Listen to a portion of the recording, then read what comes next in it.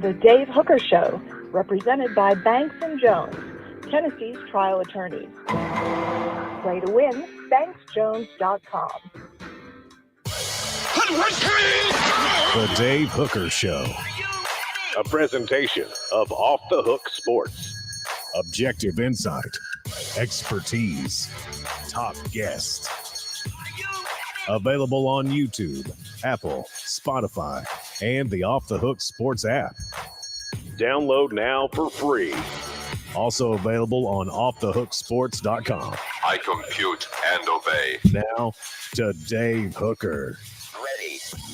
All right, we're off and rolling. Here we go. Big show on tap. We're going to take a trip down memory lane with Billy Ratliff, since it is Arkansas week. And how big was that play? For those that don't remember the Clint Sterner fumble back in 1998, it led to a championship when it looked like Tennessee may let all hope slip away and any chance at a championship slip away against a really good Arkansas team that beat Tennessee up front for most of the day. So that should be a lot of fun. Now, we're going to talk a little bit of Heisman Trophy on the program today. And also coming up, we'll talk with Jimmy Hyams and a little history with Arkansas, as Caleb, it's not one of the premier programs in the SEC, and it was one of the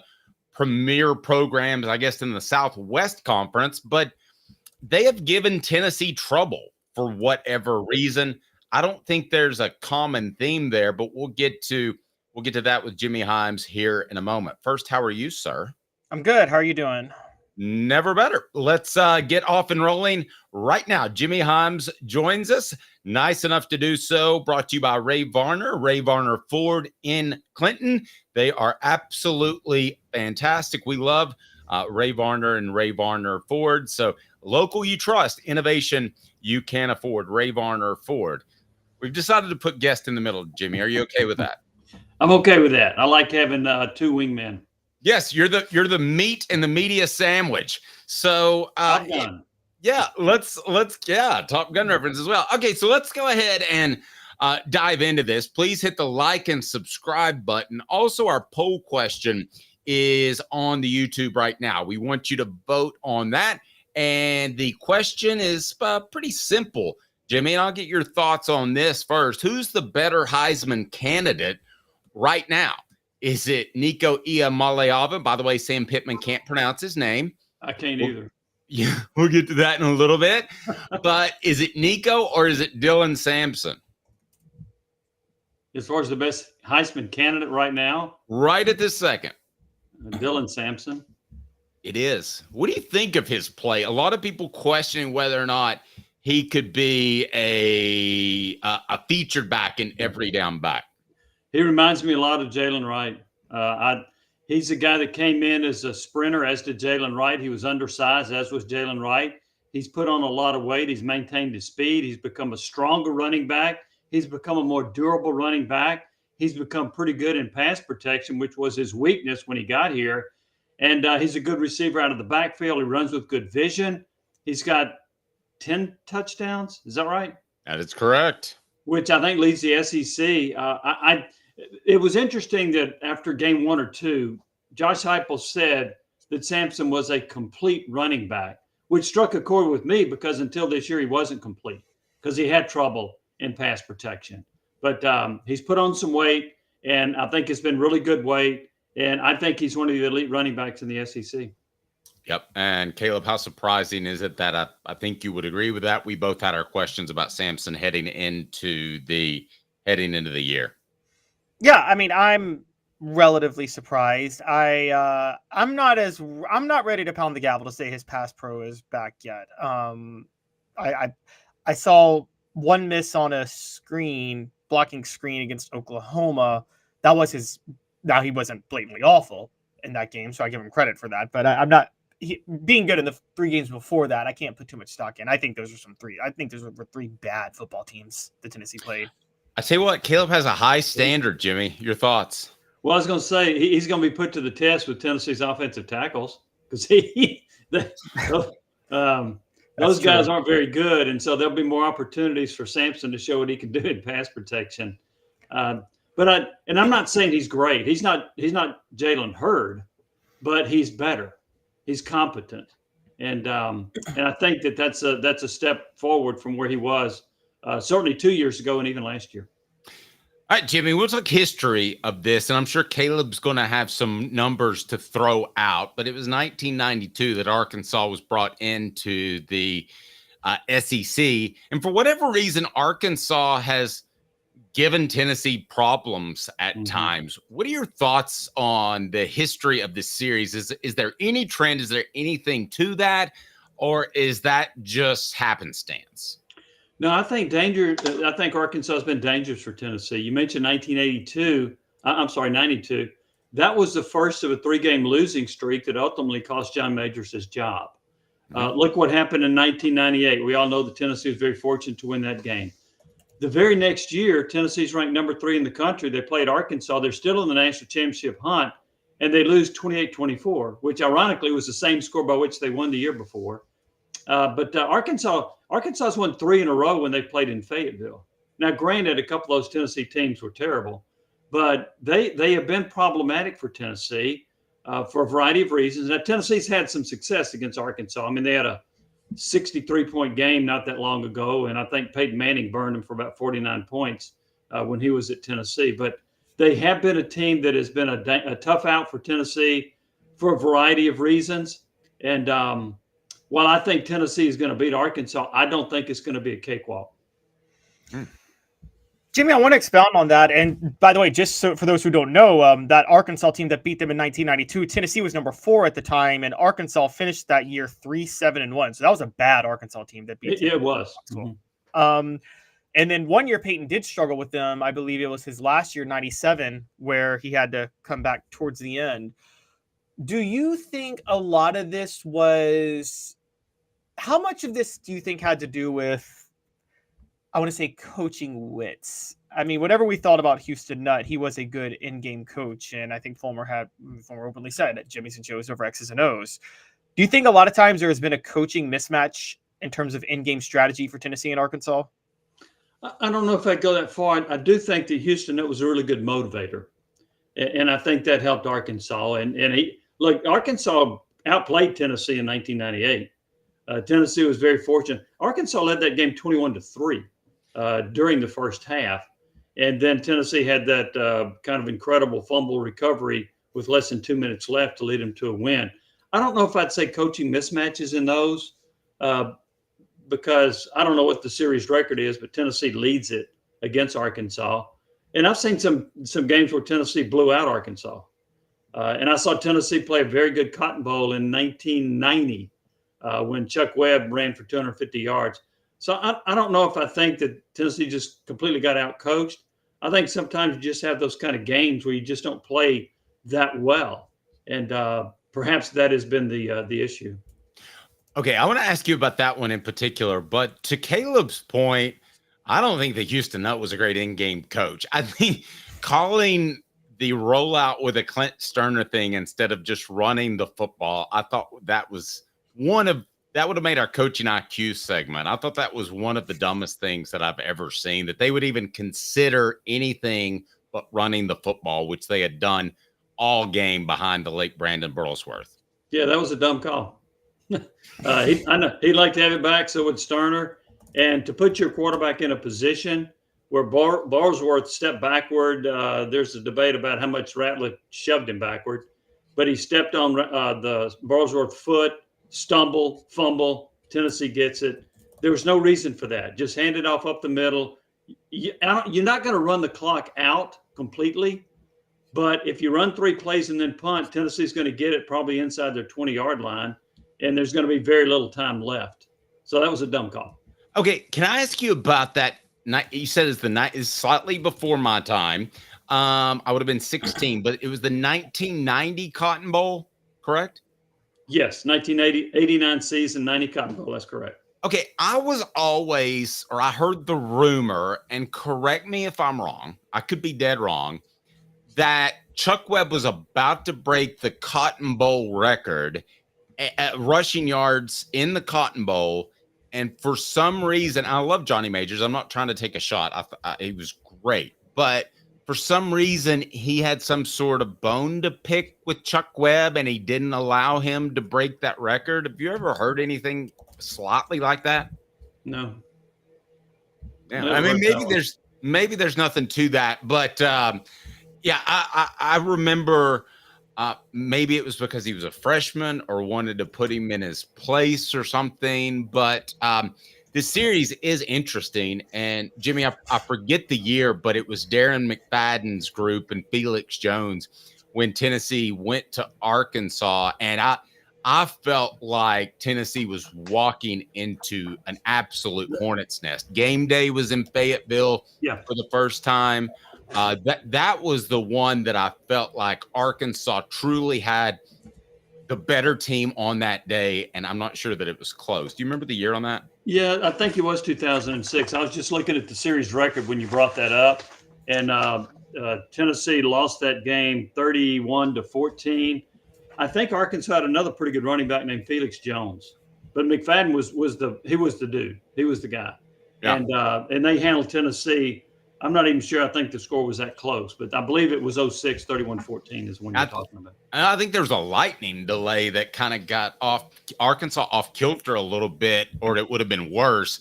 And I remember Felix Jones, and I remember Darren McFadden used to always do that bicep flex. Mm-hmm. Yeah, I never did that. I don't have a bicep, so I didn't think that was the bad part is I go to the gym like 5 days a week, and I don't have a bicep like that, Caleb.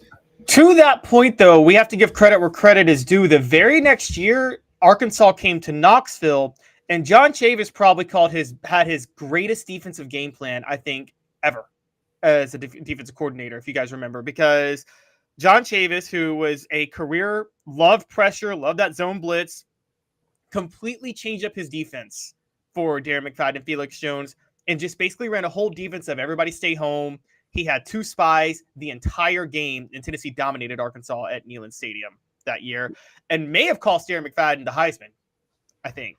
That was a 34-13 game, which was almost the reverse score of the Tennessee game at Arkansas. So and I'll admit I don't remember the exact game plan. I just remember they did bottle up Arkansas. They did a great job against them, and it was one of the better performances by Tennessee. And I think there was a little bit of revenge motive for Tennessee in that game as well. Going back, what did you think when the SEC brought in Arkansas and the SEC and South Carolina into the SEC? Because I think people thought it was going to be Florida State. Bobby Bowden said, I don't want any part of that. And I remember being a bit disappointed on the 2 teams they chose, which would be South Carolina and Arkansas. But that, again, that's 18-year-old Dave Hooker talking. Well, I actually, for my podcast on the Rewind, I interviewed Roy Kramer. He was the first interview we did. And we relived that. And what had happened was the reason there was a lot of disappointment was Harvey Schiller, the previous commissioner, he wanted Texas, Texas A&M, Florida State, and Miami. That moves the needle. Arkansas and South Carolina didn't move the needle that much. And as Kramer told me, the SEC was not going to recruit anybody. It had to be somebody that came to the SEC and showed interest.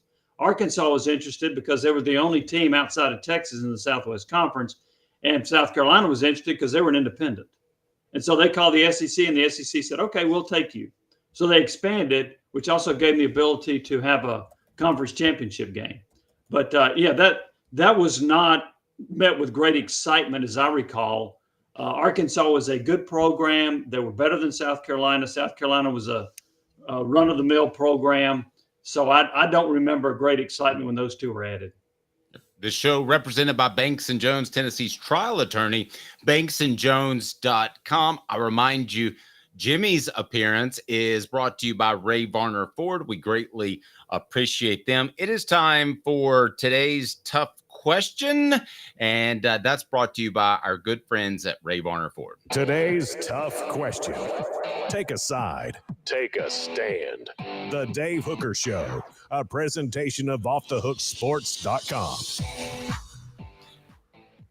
I firmly believe that the SEC and Big Ten are in cahoots now, whereas they used to be competitive conferences in nature. I think they're working together. Caleb, what's the latest news? And I want to get Jimmy's take on this. It looks like the SEC and Big Ten are trying to make sure they get a certain number of teams in the playoff.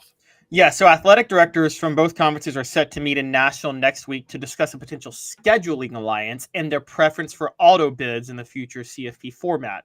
This came from CBS's Brandon Marcello. It's part of a continuation of a partnership that they began back in February. They've been pushing for a 14-team playoff model when the next contract begins in 2026. They initially pushed for 4 auto bids apiece and are still going to fight for that.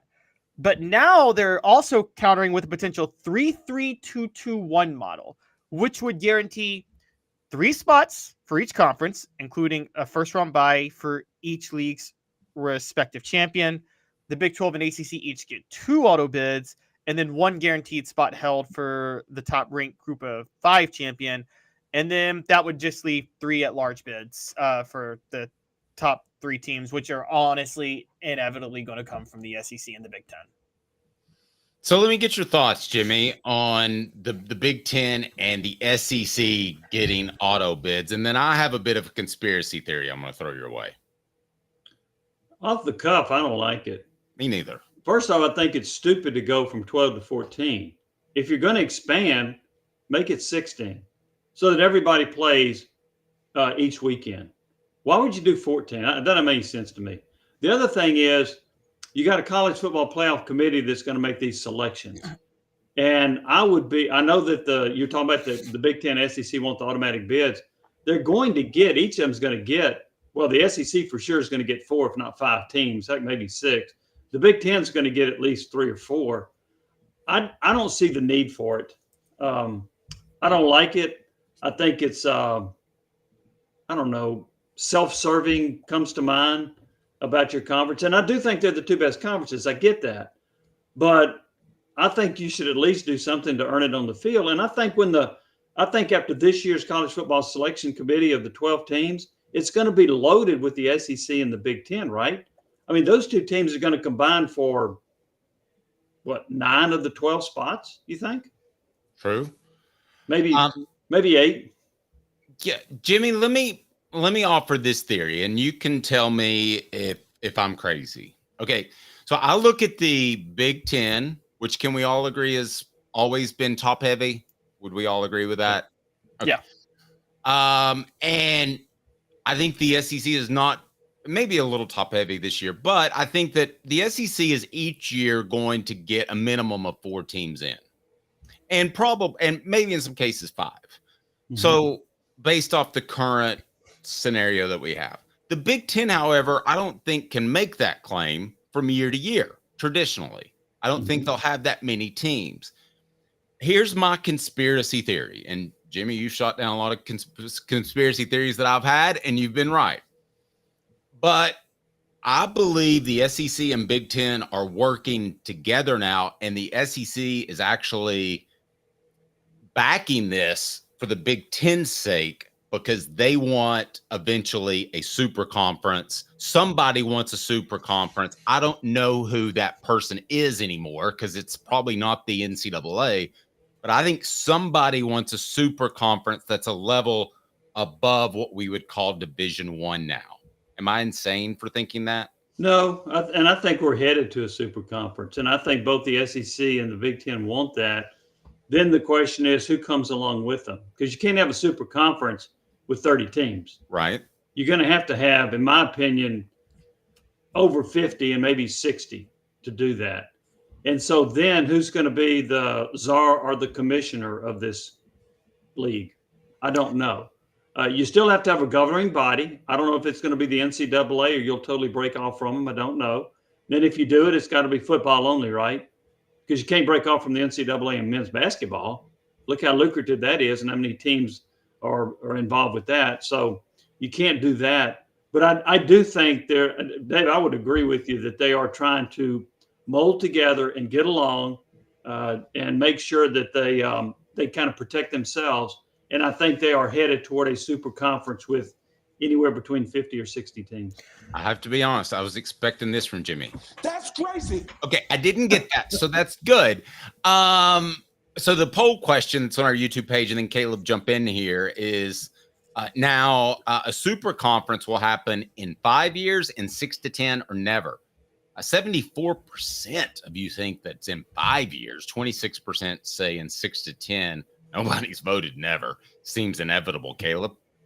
Yeah, so Jimmy, I want to know your thoughts on this. So if they do a super conference, which I think you guys are right, they're going to do some sort of super conference. Do you think they'll organize them into mini conferences, or will they just throw all 60 teams into a pot and do their own random scheduling and then just be like at the end of the year, all right, let's just take the top 14 teams and they'll go play for a championship? Caleb, I think they'll keep conferences. And I know that they have broken with tradition in many, many aspects. But I don't think you want to totally break from tradition with some of your conference games that you're playing. You know, whether it's Tennessee and Alabama or Georgia and Auburn or, you know, Florida, LSU, whatever it is, I think you still want to continue to have your conference schedule and generate that interest. I don't think too many people would be excited about Alabama playing Illinois. So I think you're going to keep your conferences together. Will they look the same? Probably not. What's going to happen with the ACC? There's a chance that Stanford and Cal won't still be a part of that. But I think you're going to go to conferences and you'll still have an alignment in that regard. I think doing away with all the conferences is going to make it even more of a mess than what we've already got. Jimmy, I'm like a mattress store. I'm slashing prices. And the way I'm slashing is I'm going to disagree with you a little bit. I think 36 to 38 is the right number, somewhere in there. And I'm sorry, Illinois, bye-bye. I'm sorry, Mississippi State, bye-bye. I'm going to take the top 4 to 6. Well, I'm going to take most of the SEC. So I'm going to take about 4 to 6 from the Big Ten. Don't hold me to these numbers. About 8 from the SEC, 4 apiece from the ACC and Pac-12. And this is going to look very NFL-ish. So I'm curious what you think about that notion. I don't think they'll do it. And here's why. How many NFL coaches get fired every year? Quite a few. Yeah. Well, if you only have 36 or so teams, a whole lot more coaches are going to get fired. You got to have somebody's got to lose.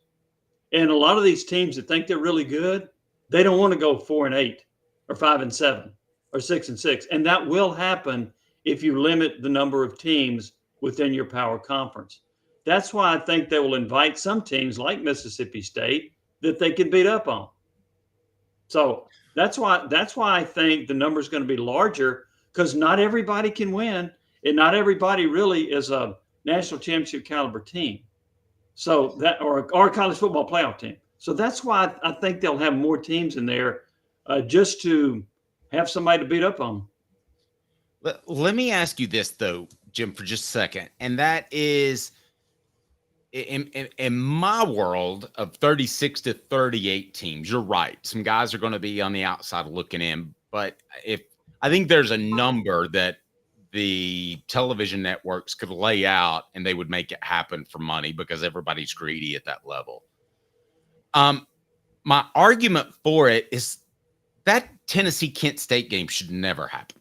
I mean, there are so many poor games on the schedule for the better teams in college football. I don't understand how people ration in their mind to buy season tickets sometimes, because you know that 3 or 4 of the games are going to be over at halftime. And that's not just Tennessee. That's most of the other elite schools in the nation. Well, if you have 60 teams, you don't have Kent State. If you have 60 teams, you don't have UTEP, which is ranked by The Athletic as 2 worst teams in the country. So you get rid of those teams. I think if you take the top 60 teams in the country, I mean, I think Boise State, Brigham Young, those are pretty good football programs. So I don't see any reason to completely discord them. But to your point, you don't have to play the absolute worst of the FBS right now, the Kent States and the UTEPs. You can get away from that if you have a 60-team conference. Well, you know a lot of season ticket holders. I do too. What kind of feedback do you get from them on the quality of opponent that Danny White's bringing into Tennessee? They're disappointed. Now, I will say this. There are some, like I know a family that there was a guy with 2 kids, 2 sons. I think they were 8 and 6 years old. And so he was able to go to the Kent State game, and those 6 and 8-year-old kids didn't care other than watching Tennessee score a lot of points and fireworks going off. So but to me, that's the minority of the folks. Most people don't like it. Most people look at it and say, if I'm paying this much money in a donation for the right to buy these tickets, which cost over $200, basically what you're doing is you're paying to go see Alabama and Florida and maybe 1 or 2 other decent opponents, and that's it. Danny White, and I agree with a lot of what he's done. I disagree with his scheduling philosophy. He's got, in my opinion, he's got to go out and start scheduling more decent opponents. If you're going to raise the ticket prices and demand that people donate for the right to buy these tickets, you need to give them a better product as far as the opponent. I agree with that completely. Caleb? So, Jimmy, thinking about this long term, do you think this would be, I know you said they still want the Mississippi States of the world and things like that, so, they can beat up on and get a couple of wins. But do you think there could be a relegation model for college football? Do you think they might do like, okay, we'll have a super conference of 60, but then we'll have the smaller conference of another 60 and say, hey, if you guys at the smaller conference, if you're really good, like what they do with soccer overseas, if you guys are really good in the smaller conference, we might elevate you. And if you're really bad for a long time, you're going to get relegated. I don't know. So now we've got an NFL model on one side and a soccer model on the other. Yeah. This is kind of interesting as to where they go. I'm not sure if they would say, okay, Vanderbilt, you went 1-11 again. You are going to be demoted. And from the AAA, we're going to promote this Boise State because y'all just went 10-2.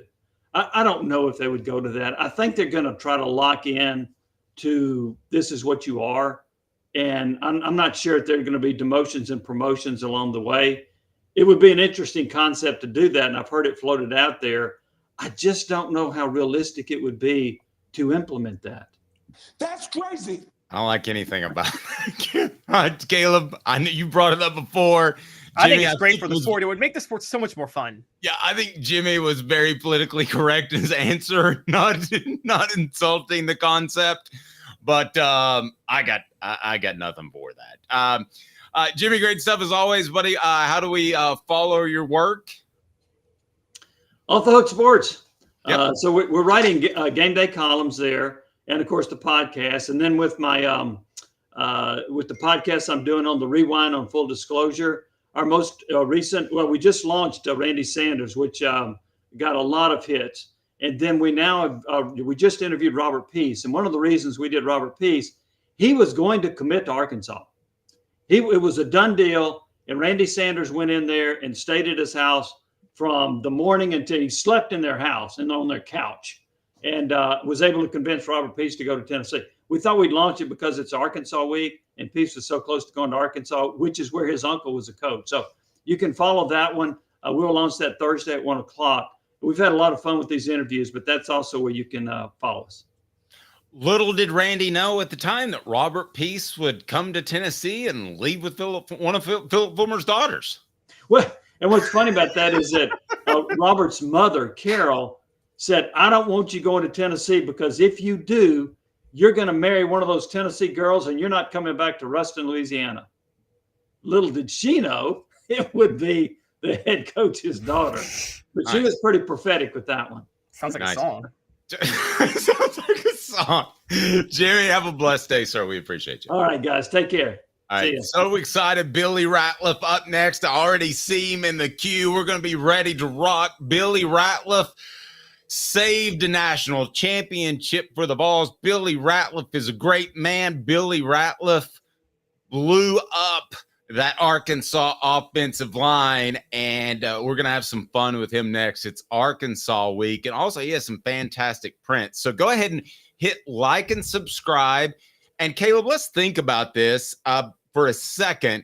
What are the greatest plays in Tennessee football history, and where does that rank? Let's make that the next poll question. The poll question currently now, a super conference will happen in 5 years, in 6 to 10, never. In 5 years, lead 62%, in 6 to 10, 30%.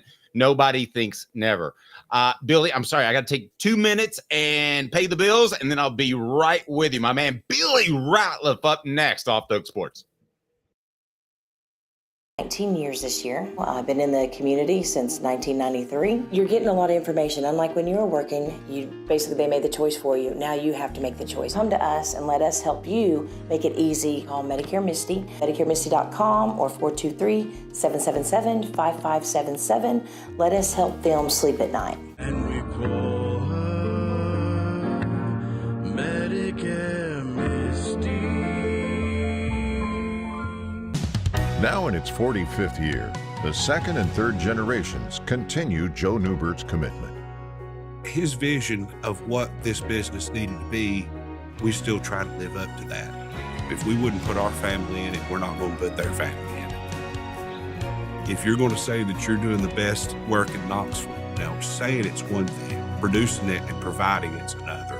The largest family-owned collision center in Knoxville is Joe Neubert Collision Center. Are you ready to get strong? At NFC, we offer top-notch weight training and functional fitness, so you can build strength and improve your performance. Join today at NFC1.com or stop by any one of our 7 East Tennessee locations. Why Banks & Jones? Well, it's because they're Tennessee's trial attorney. You can play to win with Banks & Jones because they'll go to trial. You've heard of other lawyers. They say they'll go to trial and fight for you. They won't. They just want to settle. That's the easiest way out. Well, that's not Banks & Jones, led by T. Scott Jones. They won't settle. They'll go to trial for you. Tennessee's trial attorney. They play to win. Truly, Tennessee's trial attorney when it comes to criminal defense or personal injury. Why settle? It's Banks & Jones. T. Scott Jones. BanksandJones.com. The Dave Hooker Show, represented by Banks & Jones, Tennessee's trial attorneys. Play to win, BanksJones.com. He tries very hard. The Dave Hooker Show. All I know is when we win a game, it's a team win. When we lose a game, it's a team loss. A presentation of Off the Hook Sports. Sideline! Touchdown! Unbelievable! YouTube, Apple, Spotify, and the free Off the Hook Sports app. Back to Dave Hooker. All right, give the man some love. We bring him in right now. Billy Ratliff, VFL, joins the program. Billy, how are you, sir? We greatly appreciate the time. But I'm doing great, AM. Thanks for having me on, guys. Hey, buddy, I appreciate it. How many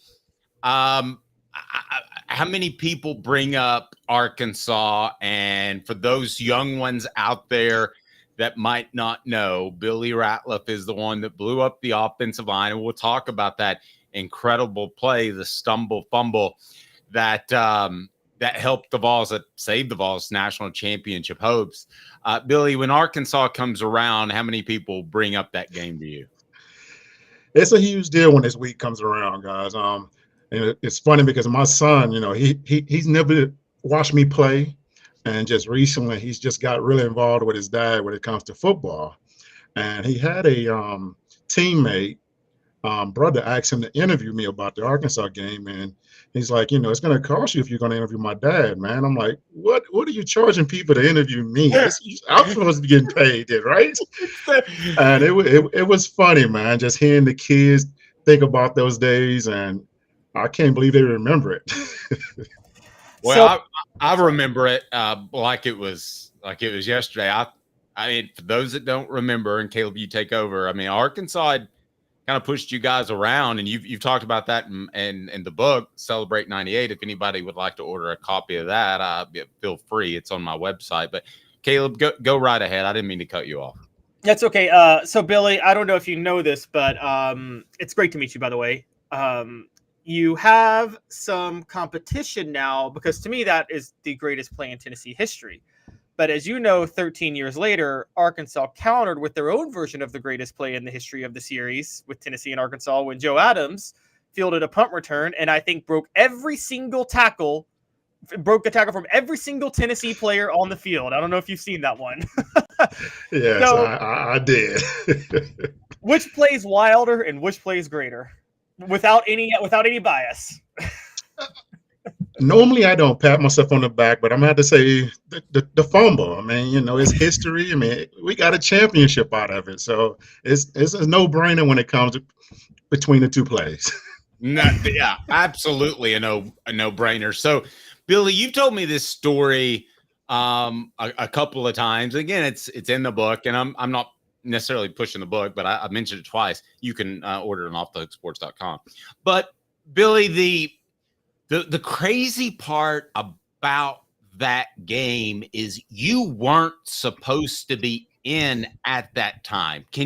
We've talked about it, but we have tens of thousands of new listeners that haven't heard this story. So can you share that with us? Oh, most definitely. Back then, I mean, we substituted ourselves when it came to rotation. Our defensive line, we was pretty much 3 deep. And at this point in time, it wasn't my time to rotate to go play. It was Jeff Coleman's turn to go in. But on the sideline, Al Wilson kind of hyping us up and chewing us out at the same time. And once we're getting hyped, Jeff Coleman, he's getting really rowdy, ready to go in the game, and he cramps up and he hurt himself. So now I have to go in, and I'm like, oops, my turn. And I'm trying to hype myself, psych myself up. And I just remember when the offense was on this field and, 4th down comes, incomplete happens. And I remember seeing T come to the sideline, and in my mind, I'm already still trying to hype myself up to go out here and get this ball back. And I see T coming down. I don't like my quarterback to be down because T was always smiling just like me. And I see him come. I say, hey, I got you, man. Hey, don't worry about it. I'm about to get this ball back, man. Keep your helmet on. I got you, baby. And I didn't believe that in my mind because this whole game, Brandon Birdworth is giving me the business, man. He is kicking my butt all game, man. I mean, I didn't have a tackle, an assist, or anything the whole game against Brandon. And it's just crazy that on the first down play, I got a tackle for loss. And then the next play, the play happened. I was like, thank the Lord for it happening because I can't believe this man took the play off or whatever. And I said, man, this man has to be human. Yes, I got him. So, Billy, how much pressure were you putting on yourself? I've heard that story where you told T that. You said, don't take your helmet off. And I've also heard that didn't Darwin Walker look at you and said, Billy, we got to make something happen. We can't lose. Is that how that story went too? Well, me and Darwin always were competing when it comes to tackle for losses and stuff like that. And we always competed with each other. I mean, we wanted to make a play all the time, man. Debo always say, we got to make a play. So every time we went on the field, we try to make something happen every time, especially against Arkansas. Arkansas, to us back then, was called a stat team. They was just the rest of the SEC. It was Florida, Tennessee, and the rest. So we treated them like that. So when the coaches were telling us about these guys with All-American, we threw that out the window. But they came in to play, and they was whipping our butt. Yeah, and the thing that stands out about that game, too, is the fact, again, for those that don't remember, I think it was 8 straight plays after you helped force the turnover. You forced the turnover. 8 straight plays that Tennessee just ran the ball with Travis Henry. That you usually don't see, Billy, a game go that way in which a team gets beat on the line, arguably on both sides, and then suddenly in the last 2 minutes, they beat the HE double hockey sticks out of the other team. I mean, that just never happens. Well, the thing is, we knew what our offensive line can do for us, the running game. And it's kind of what made us mad because they wasn't doing what they did against us in practice all week. Arkansas defensive line averaged about 240 pounds compared to our 330 pounds. So we knew that we had an advantage. And I remember when we got the ball back and I saw Coach and them go out there, I knew it was over from there because I knew that they was going to run the ball. And it has nothing to do with either Travis that was in the game. They was going to score. It didn't matter. Let me ask you this, Billy. When you watch this Tennessee defense, they come in waves as well. So how difficult is, well, let me ask from your perspective, how nice is it to be fresh as opposed to playing 60 plays a game, to be able to come out there? If you could talk about that mindset, because you were talking about how you guys went 3 deep in 98. Tennessee looks like they're going 3 deep, and they are in 2024. Well, I'd say this is probably the closest to a defensive line that I would say that compares to what we had back in 98. These guys are very good up front for a change. We finally got what I call leadership up front. We got seniors that are leading this group of guys at defensive tackle. And in the SEC, you're going to have those dominant DTs to be able to be successful in this conference. And we finally got that for a change. The rotation, you have to stay fresh as a defensive lineman. It gives you an advantage because you think about this, the offensive line and the quarterback is the only position on the field that never comes off the field. So they're tired. So if you got fresh guys going against these guys, you get an advantage to a certain extent because we're at a disadvantage as a defensive player because we don't know what they're doing. So now if we're fresh all the time when they're tired, we get a better chance of getting to the ball and making plays happen. And we finally got a defensive front and front seven to make that happen for a change. Pretty strong. Caleb? Yeah, so Billy, sorry. Looking at that, what do you make of me saying that which defensive line would be deeper to you? The one that you see now with Tennessee or the one that you guys had in 98? I'm going to say the one that we had in 98. I mean, just because here, I'll tell you this here. In 98, now you think about this here. John Henderson and Albert Haynes were fourth string. Ouch. That is true. So think about that in perspective when it comes to a defensive line when we had back then. We had guys like walk-ons like Matt Gooden that could have played if he had the opportunity to play. That's how deep we was when it came to defensive line. You know, we had two great defensive line coaches that was amazing with Dan Brooks and Steve Cardwell. You know, and then we have assistant guys like Marion Hobby that was helping us on the side. It was amazing with the guys that we had back then. I didn't realize how deep and how good we were until truly recently when I go back and watch the film and I'm like, oh my God, we had that, we had that, we had that. Wow. And yes, and I'm not going to take anything from the guys that we have right now because, gosh, this group of kids is amazing, man, the way they get to the ball.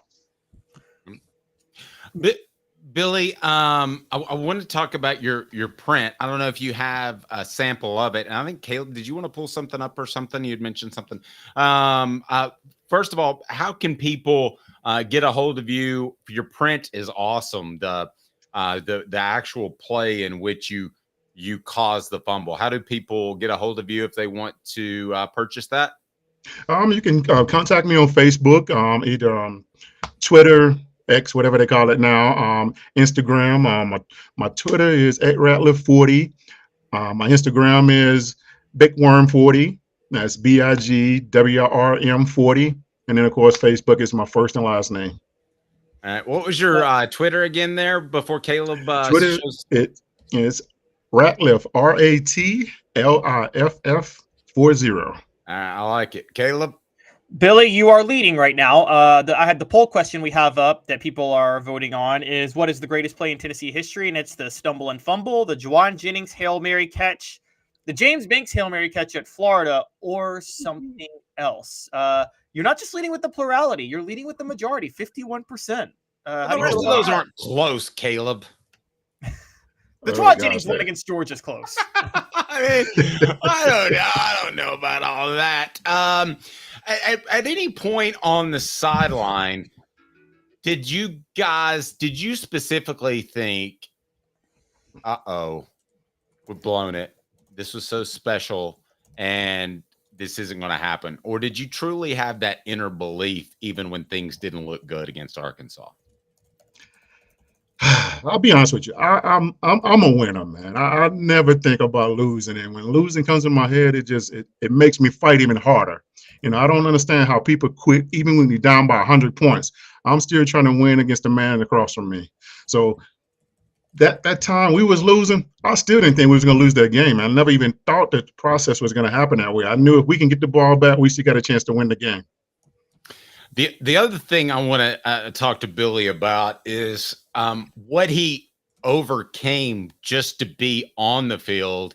I haven't seen very many players. As a matter of fact, I can't even think of one off the top of my head in 25 years. I'm old, Billy, of covering Tennessee. But you talk about a guy who played through pain. That was Billy Ratliff. Give me 30 seconds. The show represented by Banks and Jones, Tennessee's trial attorney. Well, it's because they're Tennessee's trial attorney. You can play to win with Banks and Jones because they'll go to trial. You've heard of other lawyers. They say they'll go to trial and fight for you. They won't. They just want to settle. That's the easiest way out. Well, that's not Banks and Jones, led by T. Scott Jones. They won't settle. They'll go to trial for you. Tennessee's trial attorney. They play to win. Truly, Tennessee's trial attorney when it comes to criminal defense or personal injury. Why settle? It's Banks and Jones. T. Scott Jones. BanksandJones.com. All right, Billy. So if you can remember them all, run through the injuries that you suffered during your college career, because for those that don't know, because of this, the NFL wasn't as much in Billy's future, but he was a freak athlete. You were an incredible size speed ratio guy. But injuries were a problem. How many injuries do you have? Do you even remember them all? Oh, there's so many, man. I had a total of 11 surgeries, 3 ACLs, broke tibia, broke fibula, broken ankle, nerve surgery in my ankle, nerve surgery in my foot. That's quite a few, man. I mean, injuries it's like it was just a sickness for me when it came to injuries, man. But the one thing about it, man, injuries didn't stop me, man. I always felt like my brothers needed me on the field. I mean, I never even thought about the NFL or going to the next level or anything like that. I just knew if I can finish or stay healthy, I got a chance to play, or I had to wait till my turn to become that situation. But injuries was always there in my way, man. It was just one thing that kept hindering me from finishing out. And the way I've always told my coaches, like, if I can stay healthy, be on the field, there's a chance we're gonna win every single game, coach. It didn't matter who we playing. And the 99 season, that's why we didn't repeat. I still say that to this day. Me getting hurt, 99, we should have repeated as national champions. I'll tell you this, I think you're the ultimate BFL, right up at the top of the list, because of what you overcame and what you did to help Tennessee win a national championship that doesn't happen without you. Caleb? Yeah, so Billy, I want to talk a little bit about this week's game. What do you think Tennessee needs to be prepared for? And do you think Arkansas will put up a fight, or do you think Tennessee goes into Fayetteville and just beats the brakes off them? I think it's going to be a good game starting off. Everybody is thinking we're going to be this juggernaut to score all these points all of a sudden. This is our first true, what I call SEC game. I don't count Oklahoma. They knew. They still got some work to work with. This week, Arkansas is going to be giving us a fit. This is the true week that I say our receivers will be tested for the first time. And that's what I said. This year determines who will be the best to help our offense out, receivers and our defensive tackles. If our receivers can get off the line of scrimmage against these DBs, there's nothing Arkansas will be able to do to stop us. Defensively, we can contain the quarterback. I think we'll be just fine. I'm looking for a game of like 45-17 Tennessee. There you go. I think I'm almost exactly. I've got my prediction written. I think I'm almost the exact. I know it's 42.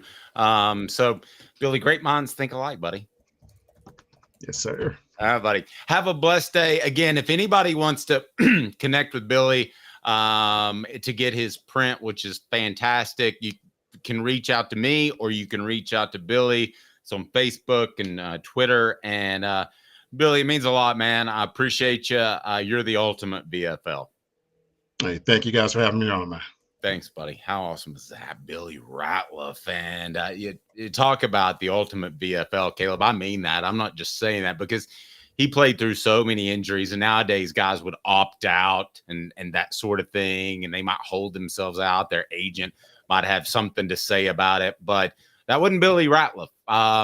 Billy played and played when he was hurt, and there are probably times he probably shouldn't have gone out there, Caleb, but that's what Billy Ratliff was all about. And I can't express to you guys enough how freaky of an athlete he was when it came to size-speed ratio. He was ultra fast and quick and nimble. Just one of the, I would say, best natural athletes Tennessee's had in the past 25 years.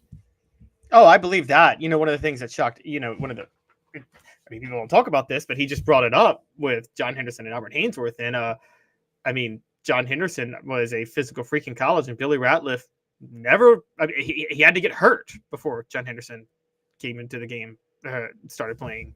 And, it was, I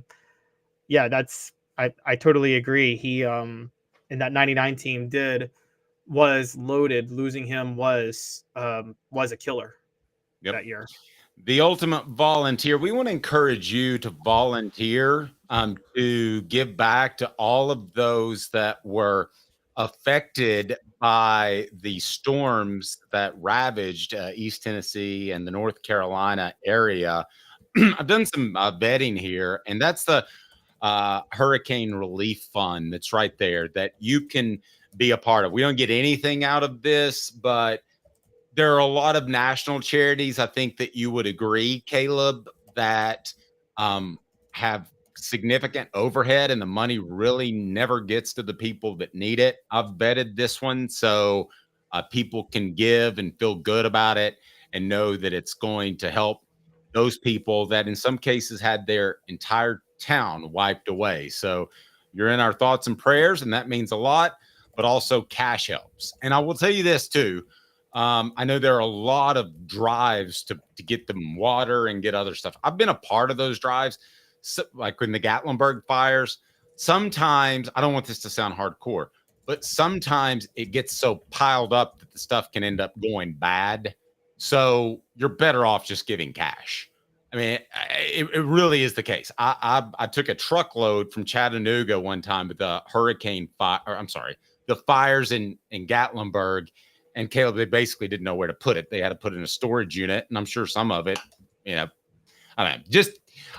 would just encourage you to give cash. But if there's a food drive or whatever the case may be, I'm not saying don't give to that, but I think that would be the way to go. All right, Caleb. So this day in Tennessee sports history is what, sir? It is the 25-year anniversary of a wild week in Tennessee football. But I'll explain why. On this day 25 years ago, Tennessee beat Auburn 24-0 at home. That was the game in which Deion Grant had 3 interceptions, and he intercepted the first pass of the game and ran it back for a touchdown. I'm sure you were covering that, Dave. Mm-hmm. And the reason that was a wild week was that was the week leading up to it. Tennessee was under the news broke that Tennessee was under investigation for academic fraud. And that was the Linda Benzel-Myers situation.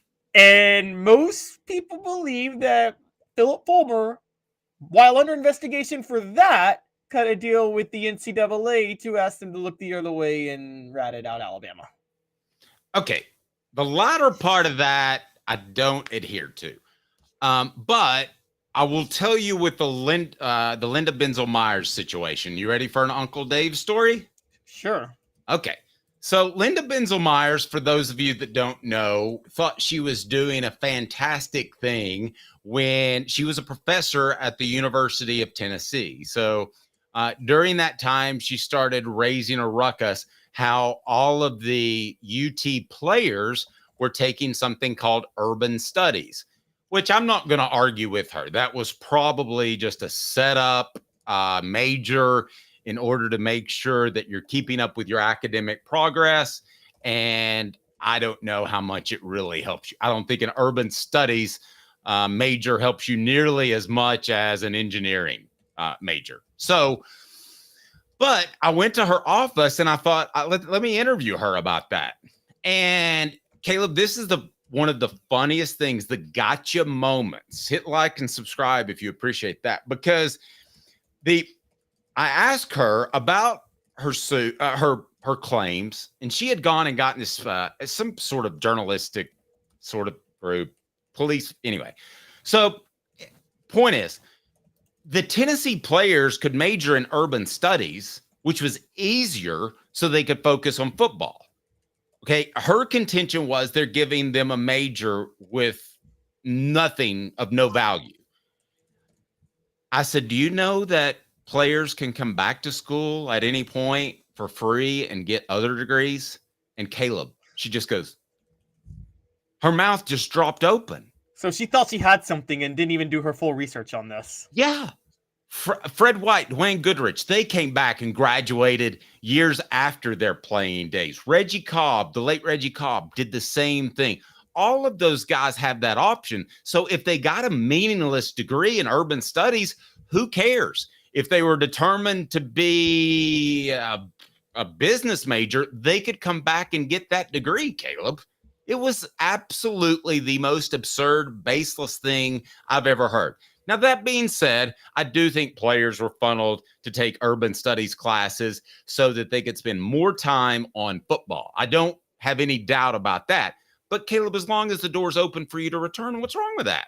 No, yeah. I mean, I don't really think it matters. I think you and I both are of the mindset that you shouldn't even have to go to class if you're playing football. Like, come back. Come back.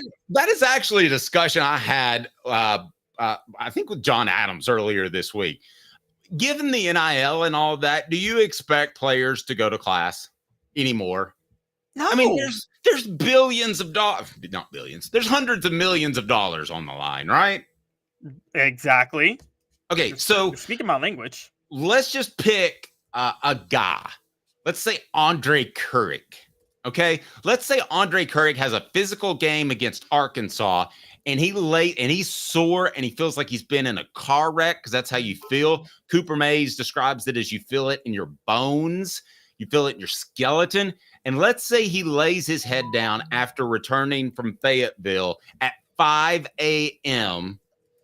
on Sunday morning. So, and that's about, according to Cooper, that's about when it is. And he's sore still into the next day. As a matter of fact, that second day soreness, Monday, I've been told is worse. Are you telling me he's supposed to get up and go to an econ class? No, not only that, you guys can feel however you want to feel about him, and I understand, but Aaron Foster made a great point one time on Joe Rogan's podcast. Y'all can feel however you want about either one of these people.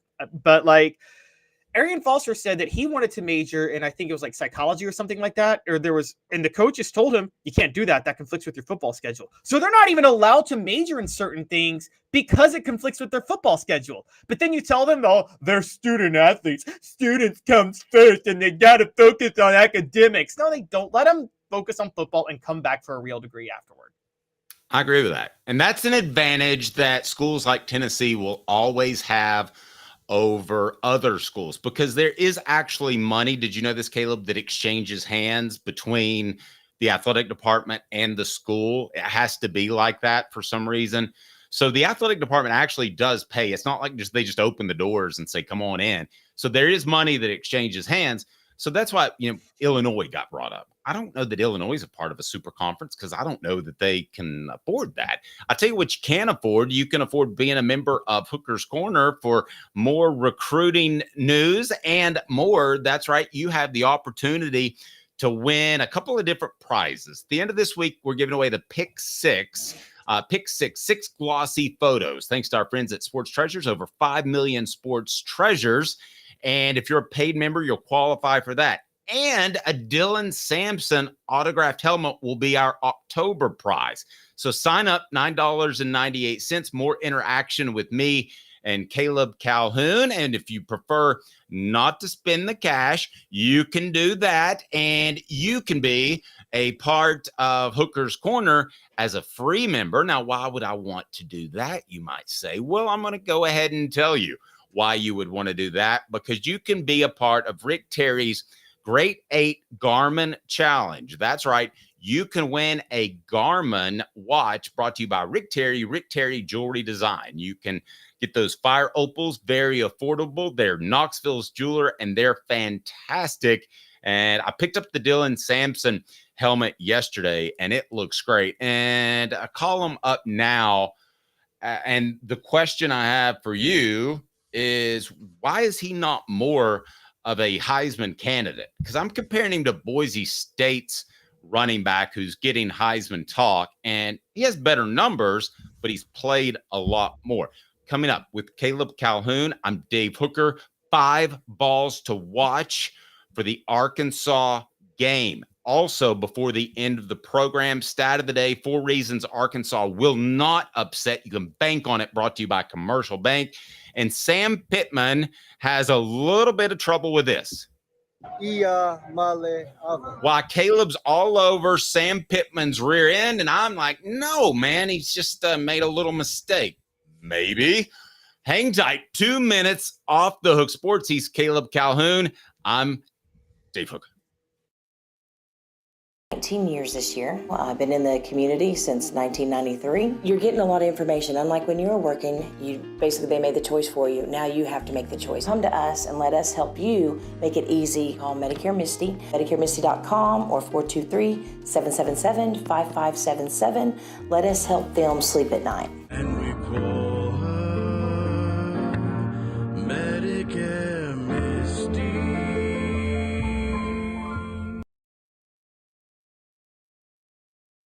5th year, the second and third generations continue Joe Neubert's commitment. His vision of what this business needed to be, we still try to live up to that. If we wouldn't put our family in it, we're not going to put their family in it. If you're going to say that you're doing the best work in Knoxville, now saying it's one thing, producing it and providing it's another. The largest family-owned collision center in Knoxville is Joe Neubert Collision Center. Hi, I'm Rick Terry, and we at Rick Terry Jewelry Designs pride ourselves in the highest quality craftsmanship from a family-owned business here in Knoxville for over 35 years. At Rick Terry Jewelry Designs, we also take pride in being an affordable option for all your game day accessories, especially those fire opals. At Rick Terry Jewelry Designs, we want to be your jeweler every day and especially on game day. Go Vols! Hi, Mike Davis here with City Heating and Air, reminding you to always dare to compare. Our team provides quality local heating and air service, installation, and maintenance across East Tennessee. We use only the best equipment like American Standard heating and air conditioning for your residential, new construction, or commercial needs. Honesty, dependability, and customer satisfaction have been the cornerstones of our business since 1961. City Heat and Air. Dare to compare.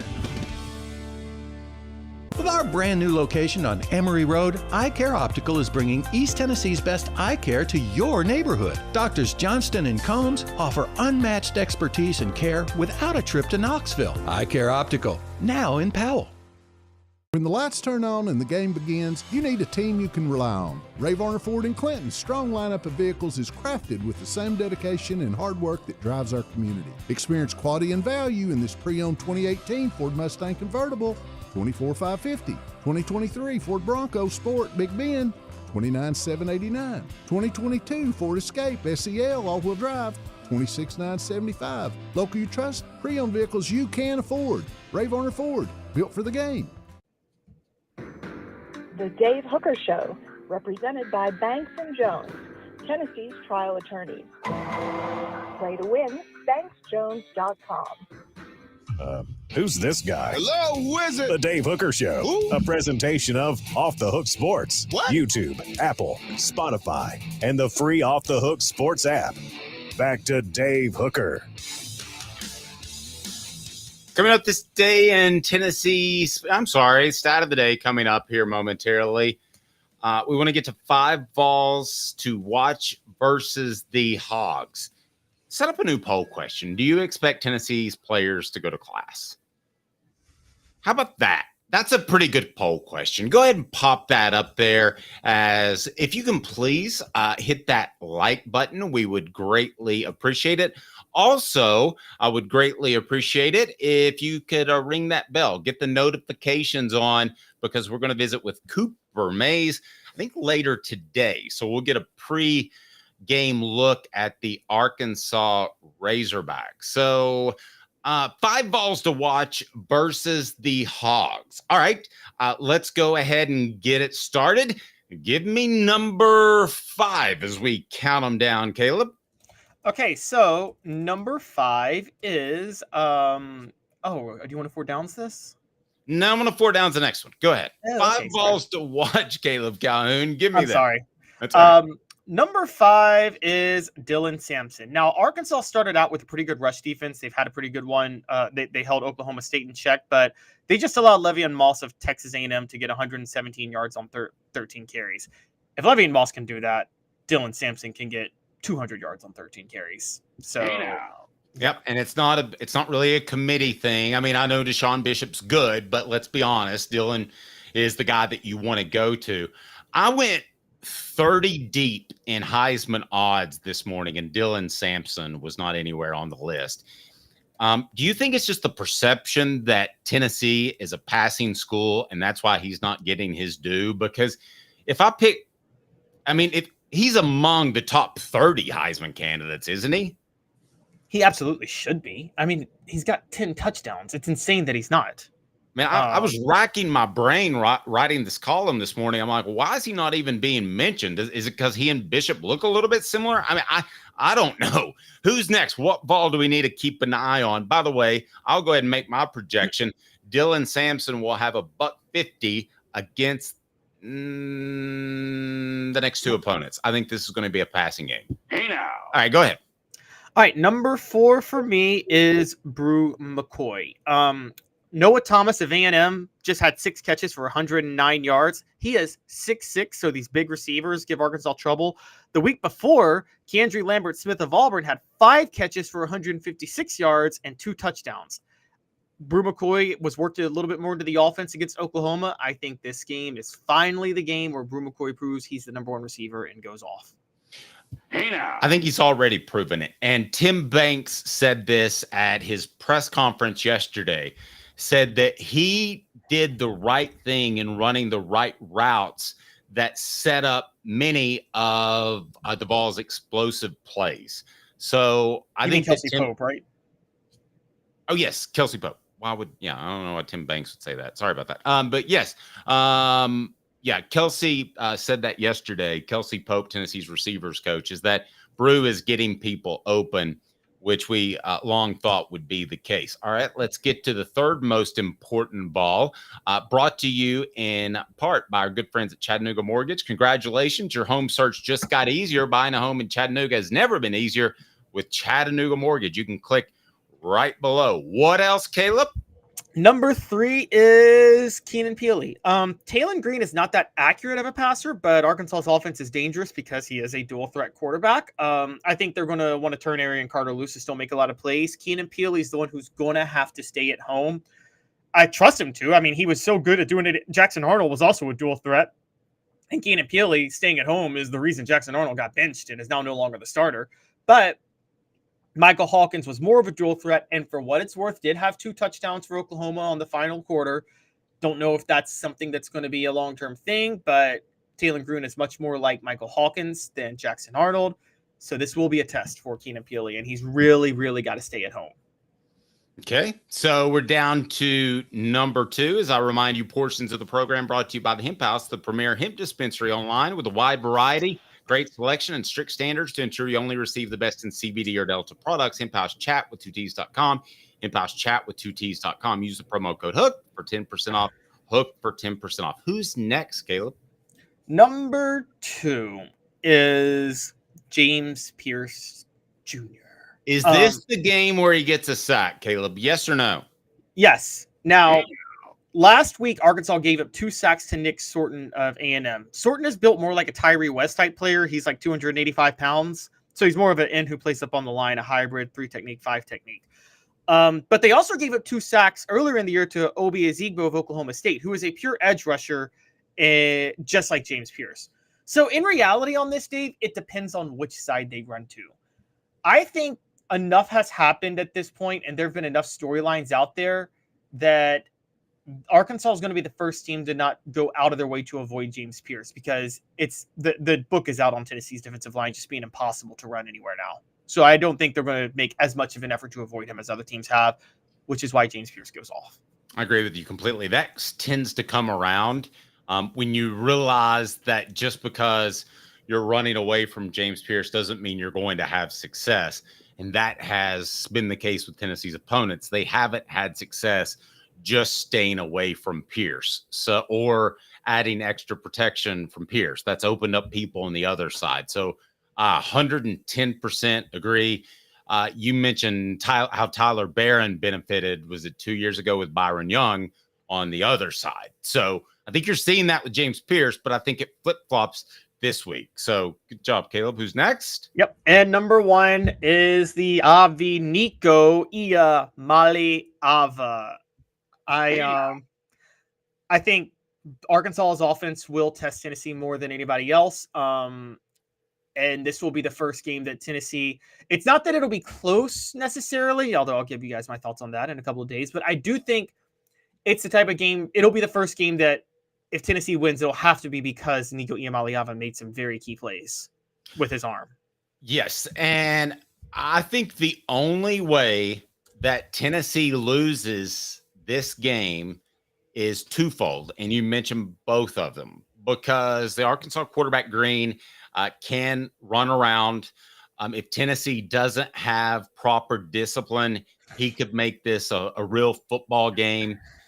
And the other is that Nico has a bad day, because I think that Arkansas, given that Sam Pittman's an offensive lineman, is going to sell out to stop the run. Tennessee is a running football team. I know we remind you of that each and every day. And so does Josh Heupel. So I think they're going to sell out to stop the run. And they're actually decent against stopping the run, but they're 14th in the SEC against the pass. So this is the game that you probably wanted to see against Oklahoma that you didn't like to see. I think that Tennessee's going to do quite well. That leads us to 4 Downs. 4 Downs brought to you by our good friend Medicare Misty. 4 Downs is now on Off the Hook Sports and offthehooksports.com. 4 Downs. 4 questions. 4 answers. The Dave Hooker Show. 4 Downs. A presentation of offthehooksports.com. All right, 4 reasons why the Vols won't lose to Arkansas. Okay, and there won't be an upset. Now, I'm not going to go all existential and say culture, but I don't think Tennessee's going to have a down game partly because of that. But I'm going to go more with X's and O's. Update us on the poll question, if you don't mind, Caleb. Do you expect Tennessee players to go to class? Yes. No football first says 22%. And yes, there's student athletes says 78%. That's the majority of our audience, and you're making fun of them. Shame on you. I'm sorry, guys. They should, as a general rule, class should be canceled during football season. Oh my gosh. All right. Also, you want to know the biggest red flag possible when you're looking to join a church, guys? Tom Cruise is involved? Well, that's one of them. It goes a little bit too late on Sunday and makes you almost miss NFL kickoff. As a general rule, churches should not interfere with football, guys. That's just rule number 1. Okay. Caleb's joking. Now let's go ahead and get to 4 reasons. Are you sure about that, Dave? You really think I'm joking? I will say one of the best lines ever was in a movie that I'd never seen with Kevin Costner in it. It's about the draft or something. No. It was the concussion movie. It was the concussion movie. And I remember one of the guys saying, you're trying to go against somebody that took Sunday away from God. And I was like, whoa, that's kind of deep when you think about it. All right, 4 reasons why Tennessee will not lose to Arkansas and be upset in Fayetteville, which is absolutely an awful city. And you have to pay for things in pies and hogs. All right. Cooper Mays here. Hit like and subscribe. All right, Tennessee's defense. Now, that's a broad thing that I'm throwing out there, but Ryan Brown brought this up of the next round when we had a poll of whether or not Tennessee is truly a national championship contender. And he said, and you've referenced it too, defenses tend to travel. So if this was an elite offense right now and an okay defense, well, we've seen that movie. That was 2022. Tennessee did not travel to South Carolina. There are a myriad of reasons why. I don't want to get into that. But I think typically given road environments, given all that a quarterback and a redshirt freshman will have to face, and I think he's fine, but a defense tends to travel more consistently than an offense. Caleb, what do you think of that? Totally agree. That's why Tennessee at Oklahoma exercised a major demon that they've had under Josh Heupel, which is the Josh Heupel road wars. Those things weren't flukes, guys. Josh Heupel had issues on the road, and I think it's because he didn't have a defense to travel, and offense doesn't travel as well. Yep. All right. Cooper Mays here. Hit like and subscribe. All right. Coop, what down? Cooper Mays here. Second down. Thanks, Coop. All right. I want to zone in specifically on Tennessee's defensive line. Sorry if I seem redundant, but there's a difference.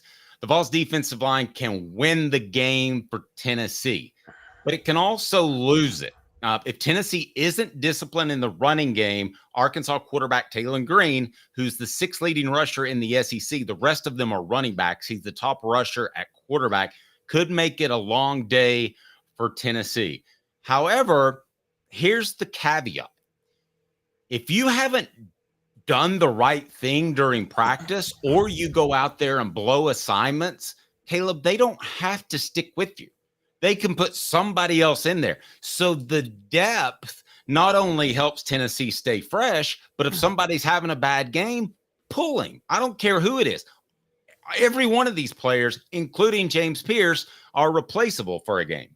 One of the things you told me a couple years ago, and this was part of why Tennessee lost to South Carolina, and I never thought about it until that day, was that you said sometimes just the inner workings and distractions of a Saturday, particularly for a night game, can limit defensive linemen's ability to play with their hair on fire. They just don't have that extra step. And because you always, to be a great defensive line, you always have to play with your hair on fire. I guess you always have to play wanting to like blow up the world, or not really, but like, you know, wanting to wreak havoc, right? Wanting to cause chaos. And it's hard to mentally get yourself there. Well, if you have depth, the odds are, you really reduce the odds that there aren't at least 3 defensive linemen in any given moment ready to wreak havoc, right? Right. I mean, I think it's just like, you know, we had Billy Ratliff on, and Jeff Coleman had to come out of the game because he was cramping up. And Caleb, what happened? Billy Ratliff came out there, was fresh and ready to go. So let's say player X, I don't want to call anybody out, isn't playing his correct gap assignments. They're going to see that, and he's going to be on the bench, and there's not going to be a significant drop off to the next player. Right. So someone's bound to do it. It's kind of like shooters in basketball, right? Yeah, if your shooters have an off day, you may lose. But if you have like 12 shooters, someone's bound to be hitting, right? Agreed. My next reason why Tennessee will not be upset by Arkansas, brought to you by Medicare Misty, licensed in over 40 states. She can help you. MedicareMisty.com. 19 years this year. I've been in the community since 1993. You're getting a lot of information. Unlike when you were working, they made the choice for you. Now you have to make the choice. Come to us and let us help you make it easy. Call Medicare Misty, MedicareMisty.com, or 423-777-5577. Let us help them sleep at night. And we call her Medicare Misty. Tennessee center Cooper Mays here.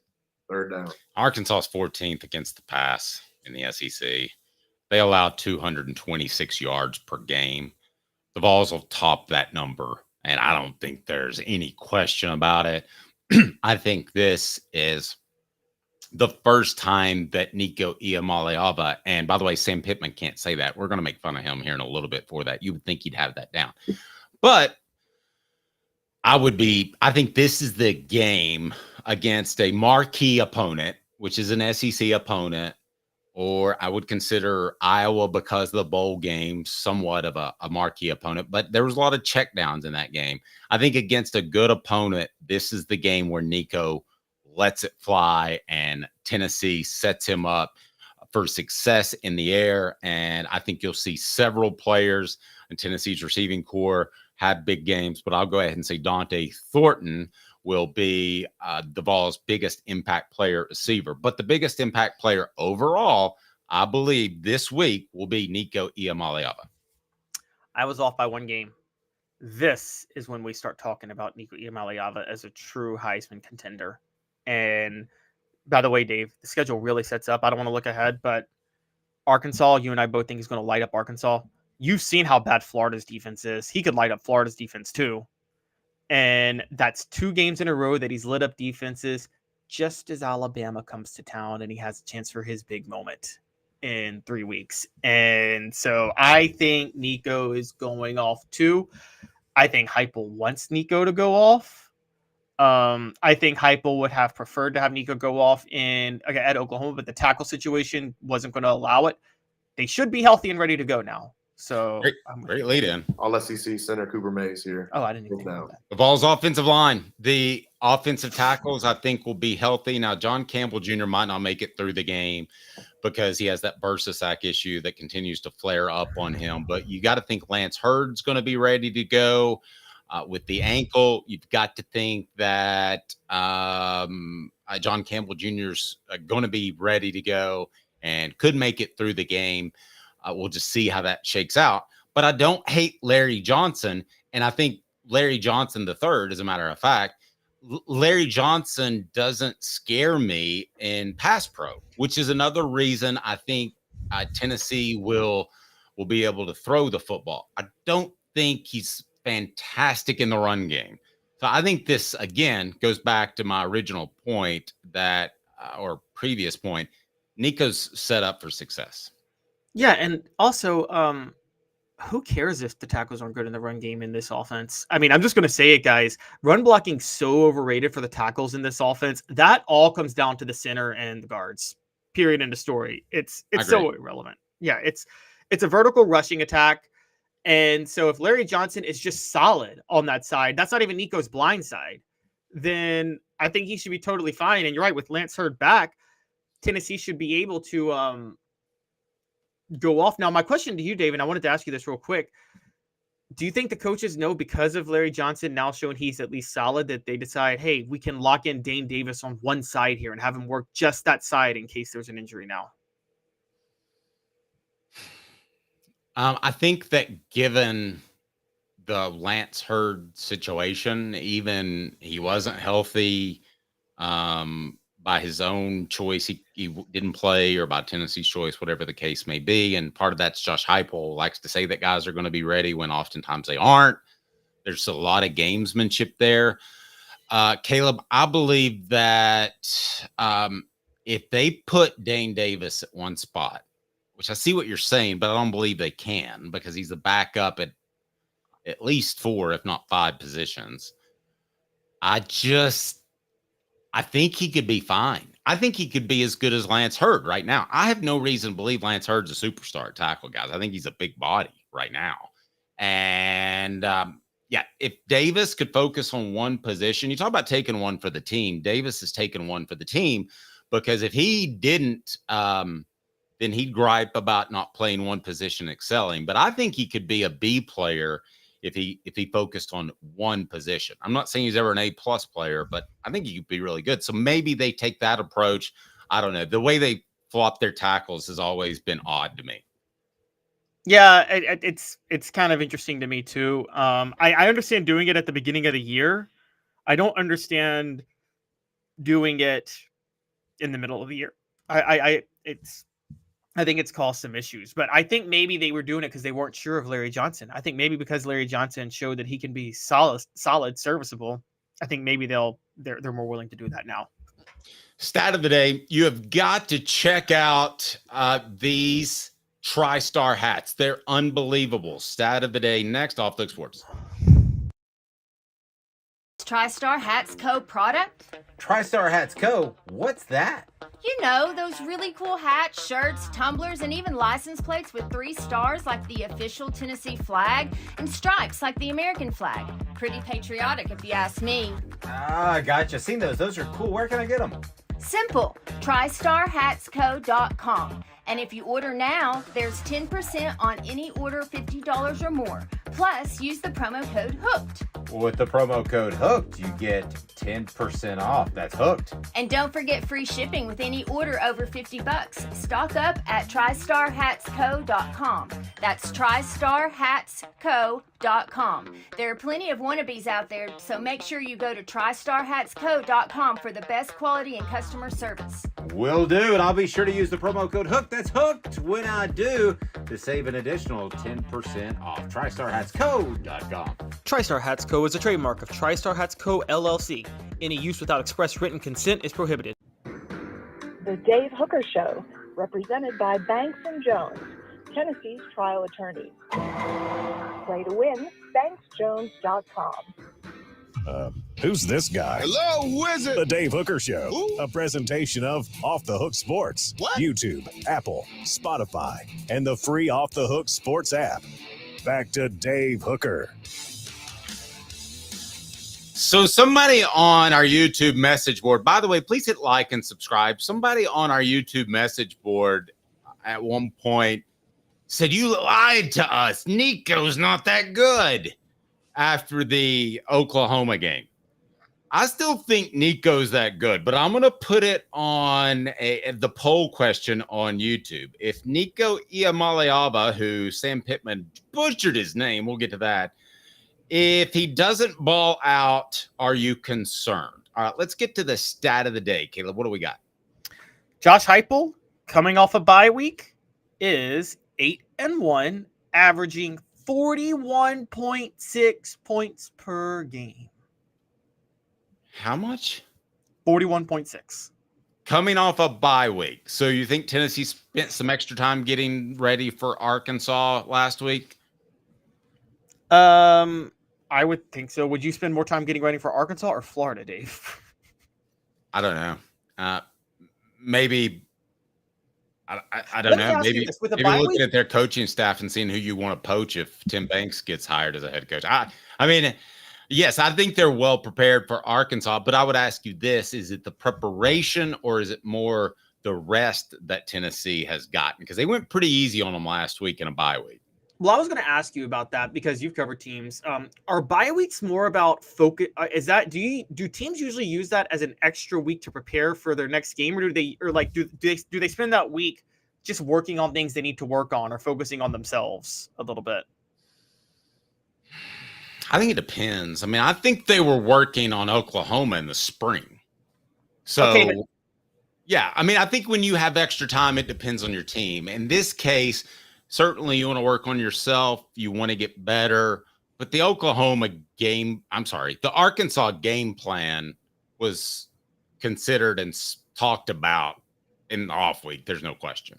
Okay, because I wonder, like, back in the day, Tennessee always had a bye before Florida. Were they spending the 2 full weeks working on Florida? No, that group was spending time just getting extra nervous. Peak IV Hydration in South Knoxville and Sevierville, a wide range of IV treatments designed to help you feel your best. They've got the patch, and you can order it online. Give them a click right below, peakivhydration.com, peakivhydration.com. Hydrate, rejuvenate, and elevate your health with Peak IV Hydration. Another Uncle Dave story. I still remember, I think I've told you this one when I asked Mondre Dickerson, anything different about the coaching staff before the Florida week? He goes, yeah, they get all tense and tight. Yeah. I mean, so he was not allowed to talk to the media any longer. But I don't think that this Tennessee football team is at any point going to get tight. And that's something I didn't write in my column because you're correct, Caleb, in that we overuse the term, but it could have been in there, a culture. And I think you would maybe endorse it more than you would have just a few weeks ago, that Tennessee has a special culture that they had in 2022 that they didn't have last year. I don't know the reason why, but I do believe it's because they thought there was a glass ceiling that their offense couldn't get past. I don't think they think that now. I think they think that they can have one of the best offenses in the nation, and they have one of the best defenses. Yeah, I agree with you in general. I think the culture it's weird. Maybe the culture is because they knew how good they were. And I never like doing that because, I mean, every team thinks they're good in the offseason, don't they? Every team's like, oh, we're going to surprise some people this year. They don't know how good we are. And then the season starts and it's like, okay, well, you really weren't that good. but it felt like they knew how good they were. And I think that culture did come from the top, because now, Dave, you can tell me if you think this. Players always think they're going to be good when the season starts, but coaches generally know, don't they, if they're going to be good or not, or how much better or worse they are? Yes. Excuse me. Yes. I agree with that, but I'm not going to jump on the whole people think that I have something against a former Tennessee player. I'm not even going to speak his name, but I can tell you that somebody within Tennessee's program told me early on that Tennessee's quarterback last year was a little bit different. Kind of an odd bird. Well, and they kind of knew, and I think they knew going into last year that they weren't going to be what they wanted to be, and they were preparing for this year. Yeah, and I think that along those lines, yes, there was a glass ceiling there. And I think that the greatest leaders hate to lose more than they love to win. And I think that's the case with Nico Iamaleava. I think that was the case with Hendon Hooker. I'm not so sure that was the case last year. Fair? Anybody on the message board think I'm being unfair to a former Vol quarterback? Because I don't want to be that, but I just think there's a significant different feeling about Tennessee's football team this go round. I think that's fair. I think part of that, though, does come from the top. I think the coaches had bigger expectations this year because of how much they put into this year being their year.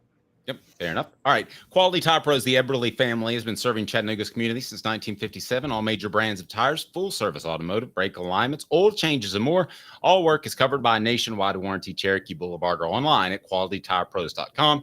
qualitytirepros.com. We got a little Sam Pittman who, listen, I struggled to pronounce Nico Iamaleava's name when he committed to Tennessee. Even when I started this program, I struggled a little bit to say his name. But eventually, like Tua Tagovailoa, and I was talking to Ryan Brown about this of the next round, and he said he's a host, and he says, you know, if you're going to do a show in the state of Alabama, you better learn how to pronounce Tua's name. And it's the same with Nico. Now, Caleb has a bone to pick with Sam Pittman.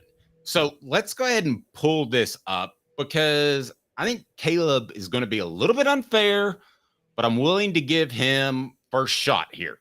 So Caleb, pull that up. Here's Sam Pittman and his thoughts on, what's his name? Well, before I pull him up, obviously let me pull Sam Pittman and use an unnecessary timeout, because I didn't get my stuff in order on time. I'm kidding, guys. I'm just troubling him more. But all right, this was him yesterday, or 2 days ago, excuse me. I think it's Iamaleava. Yeah. I think it's Iamaleava. All right, Caleb. I'm just going to go ahead and throw it to you, and I will give you the element. What the? What was he thinking? Release the hounds. The Dave Hooker Show. Keep cool. A presentation of OffTheHookSports.com. All right, Caleb. It's on the poll question. Sam Pittman's mispronouncing Nico Iamaleava's name is, what say you? Well, some people might say it's gamesmanship, because I know some coaches in the past have mispronounced players' names to try to shade them. Sam Pittman's not that guy. Sam Pittman would never mispronounce somebody's name to shade them. That's not the type of person he is. So I that's never not thought of that. Yeah, he didn't do that. He did it because he couldn't pronounce the name. And it's one thing to be like Nico Iamaleava or something like that when you mispronounce it. Iamaleava. You've been preparing for this. You knew you were going to face this guy for a year. Nico's been the starter at Tennessee since the Citrus Bowl last year. He's been on your schedule. And you go on Monday before the game, I think it's Iamaleava. Okay. Come on. I'm going to defend him, because coaches more oftentimes than not will refer to players as number 8, and they don't really know their name. So that's not a great surprise to me. I've had coaches before that have referred to number blah, blah, blah, number blah, blah, blah. And I don't know if they even knew who their names actually were. So I don't have a monstrous problem with this. I think you're picking at a guy that is on his way out, I think is what you're doing. And an old school guy that may have not even ever met a Polynesian person in his life. which speaks to like he's an offensive line coach in the SEC and he's never met a Polynesian person in his life. One that's like, again, this is like Sam Pittman fulfills every stereotype of a football coach I've had. Like I have all of my jokes about football coaches. It's like Sam Pittman falls into it. Not from the character, because I think many football coaches are of low character, and I actually think Sam Pittman does have good character. But from the from the IQ side, I'm sorry guys, you can't get this, you can't get it that wrong. Okay, how did you not see the V in the name? Dave, let's play a little game. Dave does good impressions, and by the way, you were right. Some coaches do their numbers. One of the reasons I think Bobby Bowden was forced out towards the end of his career. Did you ever notice he was referring to his Florida State players by their numbers, not their names? And the coaches show be like, that number 83 for us is real good over there. We got to use him more. And it's like, do you not know your own players, bro? And so, okay, let's play a little game. Dave Hooker impressions. I'm going to name a coach, and you have to say Nico Iamaleava's name with the way you think they would say it. Okay. All right, let's start with Steve Spurrier. It's a Nico. I can't pronounce his last name, but yeah, that guy likes to throw around the park. Pretty good. Gonna have to defend him. Pretty good player. Pretty good player, Nico. Yep, I'm not gonna try to pronounce his last name. Pretty difficult. Pretty tough. Almost tough as that Gators defense. All right. So you think he would refuse he'd refuse to even say it? Yeah, he would just address the fact that it's a very difficult name to pronounce. I have no doubt in my mind. He might say, to get, let's say it's the Philip Fulmer days, him and Philip going back at it at Tennessee, Florida. He might jokingly say that. Yeah, you all know how to pronounce. You know, I could see him doing that for sure. But I also think he's a pretty high character guy and wouldn't want to, in some ways, make fun of a guy's last name. So I don't know. That was my initial reaction, but we'll text Pat Dooley, who we'll have on next week to preview the Gators and see how he thinks that Steve Spurrier would pronounce Nico Iamaleava's name. All right, who else? All right, Lou Holtz. I tell you what, Nico's last name, if I can't pronounce it, I don't do a good Lou Holtz impression. What else you got? All right, Ed Orgeron. Oh, what's up, Hook? We got that Nico. He would definitely not try to say it. He would definitely not try to say it. And he could get away with that because he's such a caricature of himself that it's kind of like you brought up a great point that I never thought about. And I don't want to get into rap because some of our listeners are my age and they don't listen to rap every day, even though I do at the gym every day. But 50 Cent, he can say stupid stuff about people. He's a rapper, guys, that for those that don't know. And he can say stupid stuff about somebody and it doesn't create a beef where they go back and forth and end up shooting each other. Yeah, because everybody's like, it's 50. He's a troll. It's kind of funny. Like 50's first single was how he would rob every famous rapper and get away with it. That was his first single. It's like, if he was a robber, here's how I'd rob him. And How to Rob, great song. But yeah, so all right. I think I got a couple more for you. I want to see how you handle this. Johnny Majors. Oh, Nico, he's gonna go attack, take him down the field. I'll tell you one thing. It's a cowboy with a hat, and not a hat without a cowboy. That Nico can play. That's about the list I got. So he wouldn't give the last name either. No. And then I guess I'll do my Joe Bertino. Nico Iamaleava, he's doing really well. He's a real tough quarterback to defend. Yeah. I don't know. That's pretty good. Bank on it. Nico Iamaleava will have over 300 yards passing. Bank on it. Brought to you by Commercial Bank. Commercial Bank, member FDIC, life made better. Commercial Bank creates positive experiences for every customer every day with better solutions, better technology. Commercial Bank for personal and business. Commercial Bank, life made better. Do you agree? Bank on it. Brought to you by Commercial Bank that Nico Iamaleava will throw for over 300 yards. Caleb? Commercial Bank is your neighborhood bank. What makes us different from other banks? We understand that every customer has unique opportunities, challenges, and financial concerns. We don't expect you to fit into the same box as the next person or business. Whether it's purchasing a home, saving for your child's future, or planning for your next vacation, we're with you every step of the way to navigate life's big decisions. Commercial Bank. Life made better. All right, so 300 yards. I agree with you. Nico will have 300 yards. Okay, I'm not done. 325.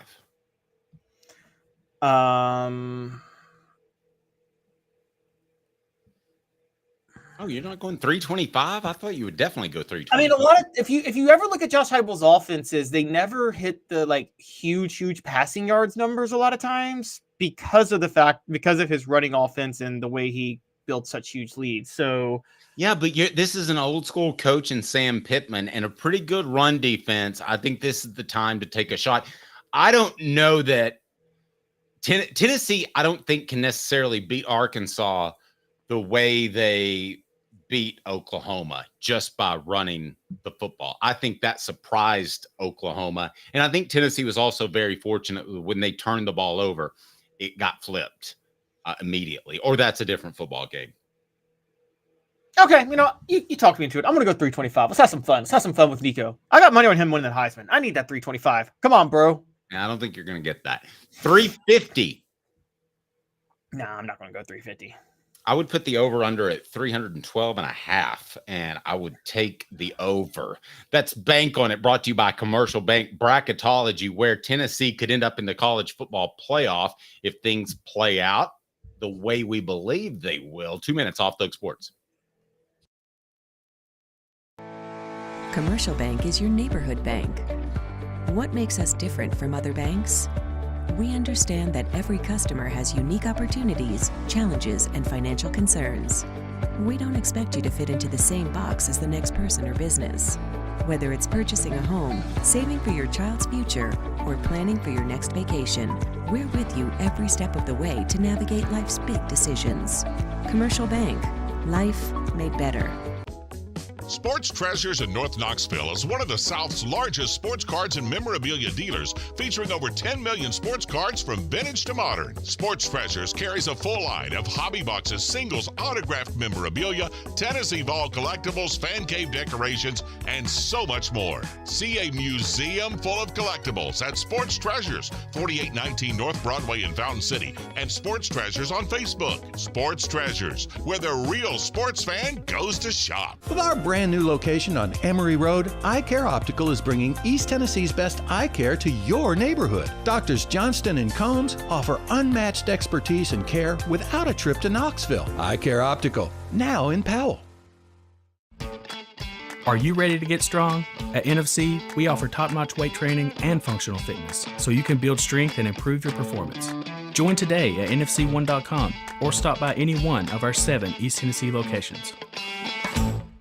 When the lights turn on and the game begins, you need a team you can rely on. Ray Varner Ford in Clinton's strong lineup of vehicles is crafted with the same dedication and hard work that drives our community. Experience quality and value in this pre-owned 2018 Ford Mustang convertible, $24,550, 2023 Ford Bronco Sport Big Bend, $29,789, 2022 Ford Escape SEL all-wheel drive, $26,975. Local you trust, pre-owned vehicles you can afford. Ray Varner Ford, built for the game.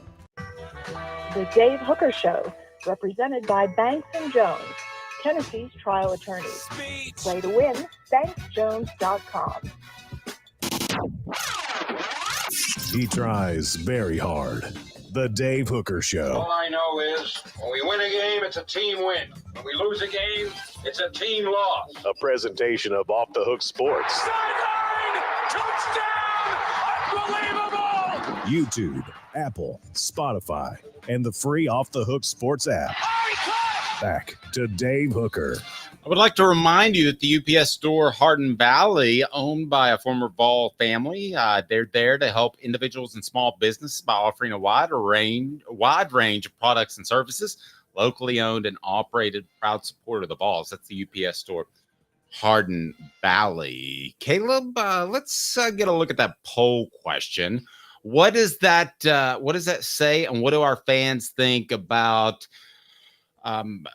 Sam Pittman saying Nico Lasagna. He basically couldn't say the name Iamaleava at all. Nico Lasagna. Yeah.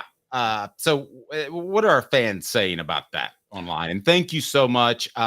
Hit like and subscribe. And also, none of this goes to us, but we would highly encourage you to donate to this foundation to help those in East Tennessee and the Carolinas that have been absolutely ravaged by the storm. All right. So, Caleb, what do we got on our poll question? I set that up. What do you think? So I've reset the poll question, by the way, now, but as far as the Sam Pittman mispronouncing Nico is not an issue, is at 50%, just can't speak right, 26%, disrespectful at 17%, gamesmanship at 5%.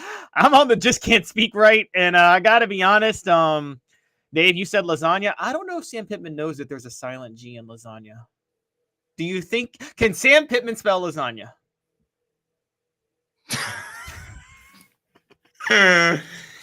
If I had to bet on it, are you serious? All right.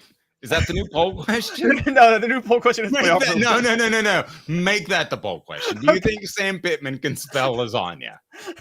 You're the worst person in the history of man. Am I, you know, guys, I really offend Dave with how mean I am to coaches. Dave thinks that they're honorable people and that I don't. I think the good guys, I feel comfortable saying are good guys. I'm not saying the only ones would be that are both competent and morally good people. I think it's Sam Pittman. You would say he's competent. If you hold on to an SEC job for 5 years, you're competent, right? No, I just think Arkansas. I think the administration is more incompetent than him. Okay, well, I would say he's competent. He's probably in over his head, but that's not his fault. I mean, who would turn that job down?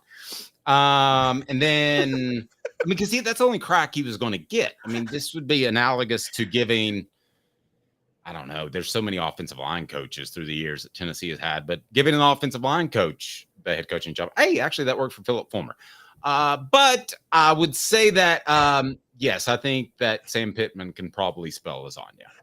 Well, I will go ahead and guarantee you that he can't spell Iamaleava. Well, the message board disagrees with you because 70% says not a chance. Are you serious? Yes. What is wrong with our fan base here? Guys, there's no way you can spell lasagna. Lasagna is not that difficult.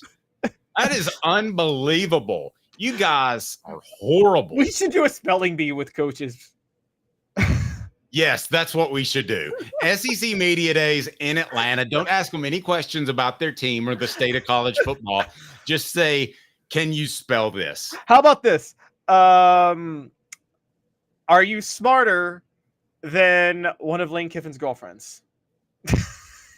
How about this? Who's the better coach, Sam Pittman or Billy Napier? Maybe we get into that discussion because Billy Napier is detail-oriented, and he would know how to pronounce Nico Iamaleava's last name. He's better next week with his if he gets that wrong. Oh man, I mean Tennessee may not get to face Billy Napier, but you know. By the way, what if Florida fires Billy Napier and then they hire their interim head coach? They just get motivated for that game and play their best game against Tennessee. That'd be the most Tennessee-Florida series story ever, wouldn't it? Agreed. Work Trucks, all about trucks that are actually available, trucks that help you maximize your profits by having the right work vehicle now. Time is money. The perfect work vehicle doesn't break down and has all the space to carry what you need. That's what Work Trucks is intent on offering. Other dealerships just can't do it. Contracting, all about time. Work Truck saves you time with less back and forth trips. Trucks that pass the highest standards to be put to work. Process quick and easy when choosing a vehicle for Work Trucks. Cargo vans, utility body trucks with an app hide, work bodies installed. Pickup trucks of all sizes and anything special like cranes or dump trucks. Work Truck supplies vehicles to people just like you and get you back on the road tomorrow. No dealership runaround. If you're a contractor, you need to know Work Trucks. That's a fact. Service industry Work Trucks with an X. Work Trucks, Clinton Highway in Knoxville, downtown Birmingham. For the entire inventory, which you see right there, go online to worktrucksllc.com, worktrucksllc.com. They have the perfect vehicle you have to have.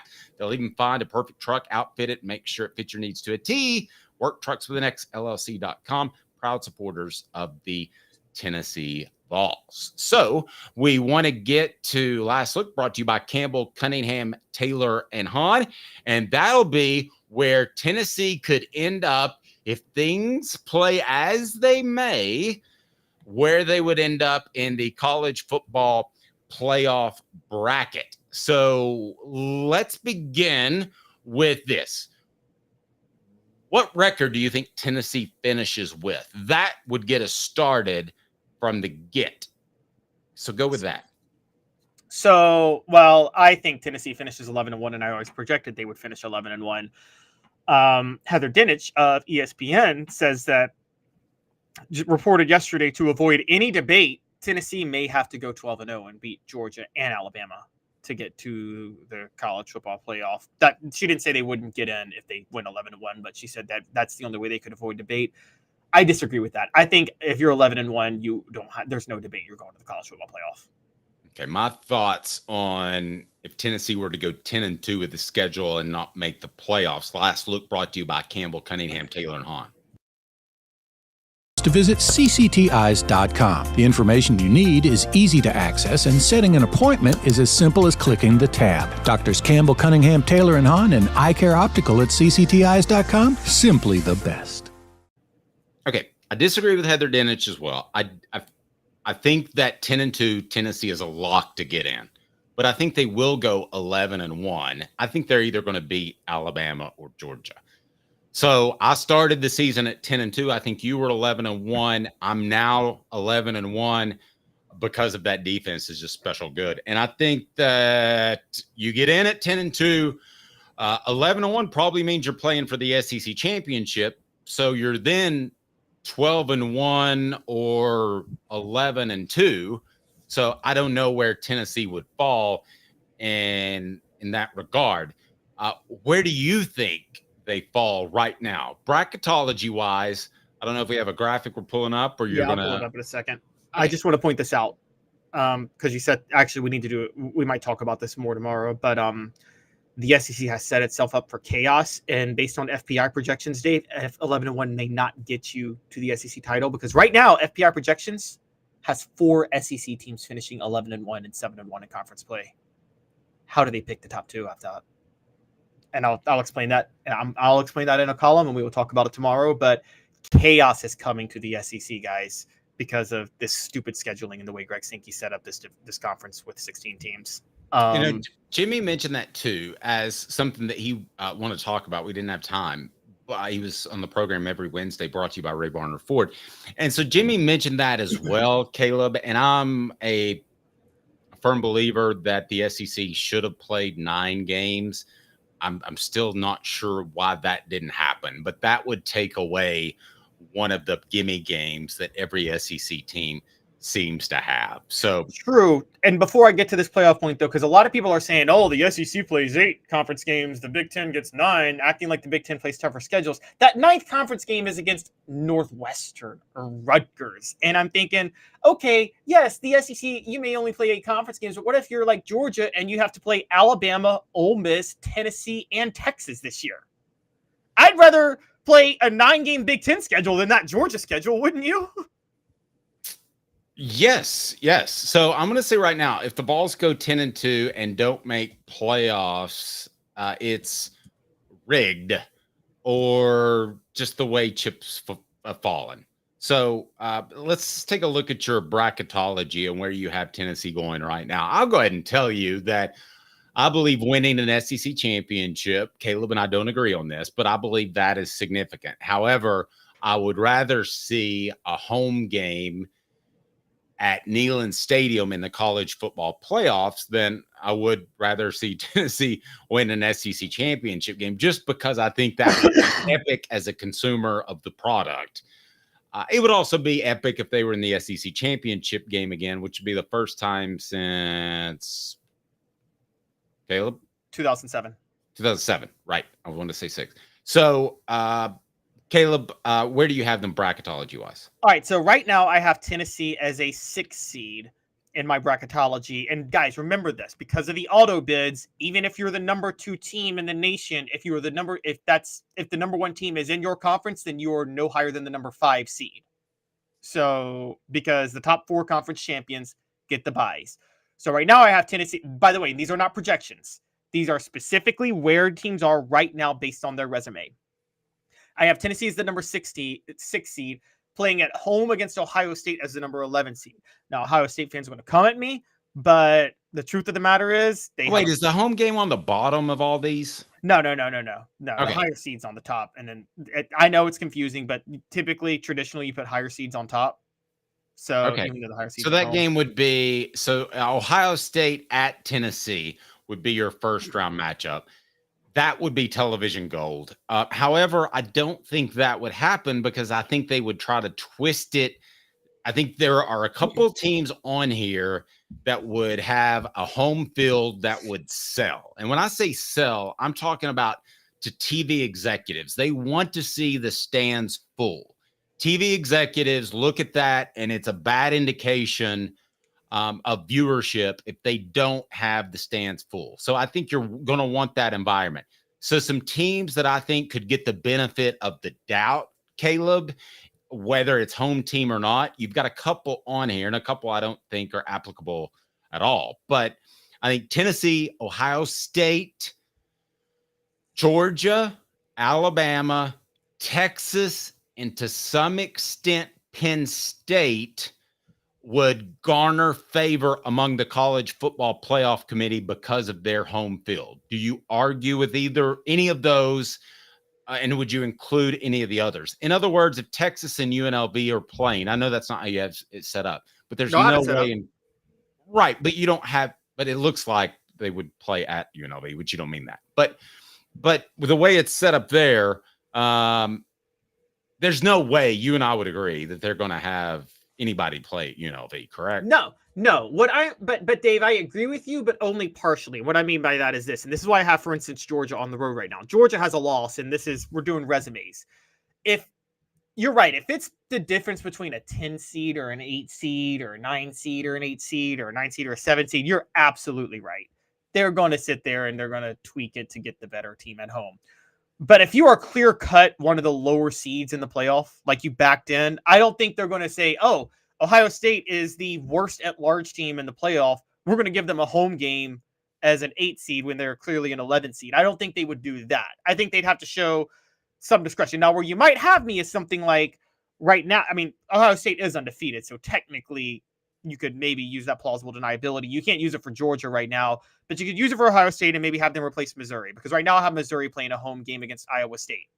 And I think that you could theoretically come to me and say, come on, they're not going to have Missouri play a home game over Ohio State if both teams have similar resumes.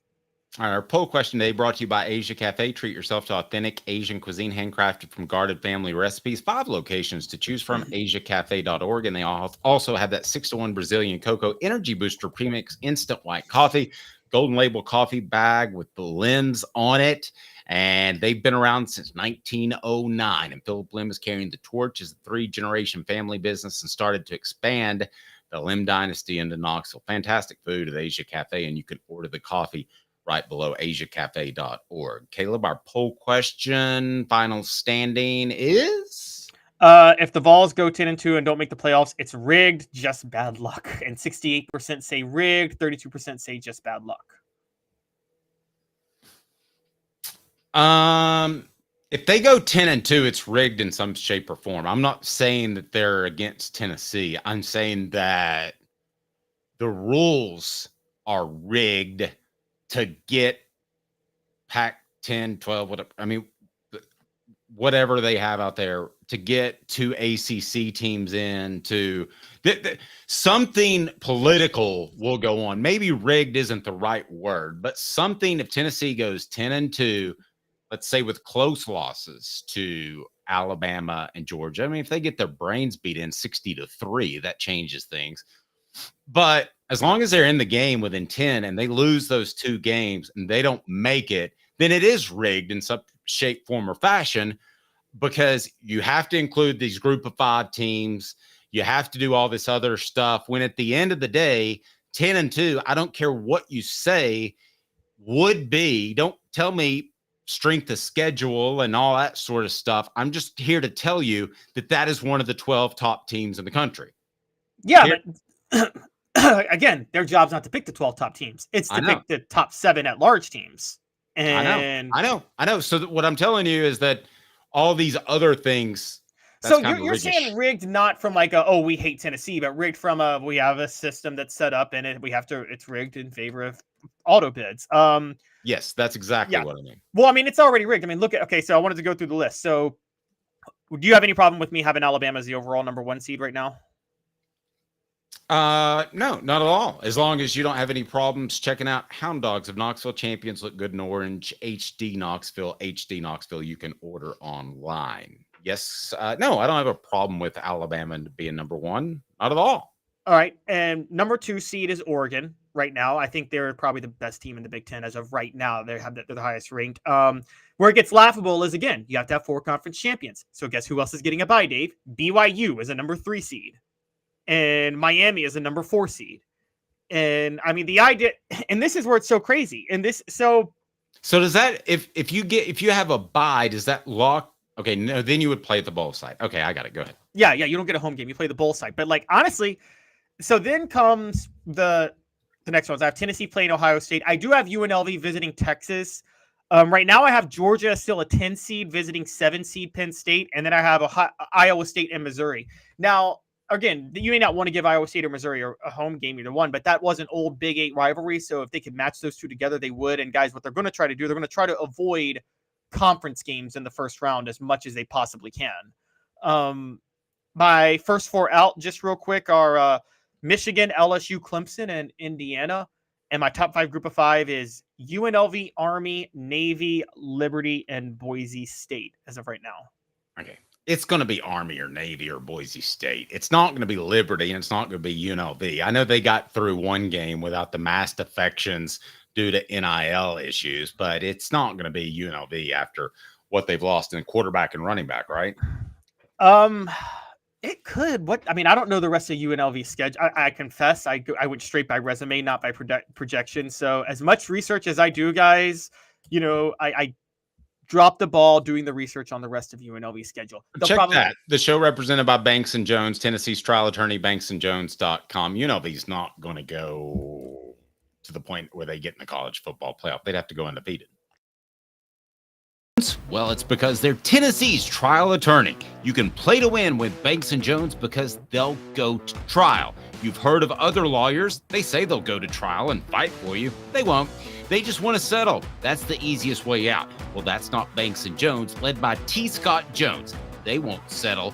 They'll go to trial for you. Tennessee's trial attorney. They play to win. Truly, Tennessee's trial attorney when it comes to criminal defense or personal injury. Why settle? It's Banks and Jones. T. Scott Jones. banksandjones.com. Do you think UNLV can run the table?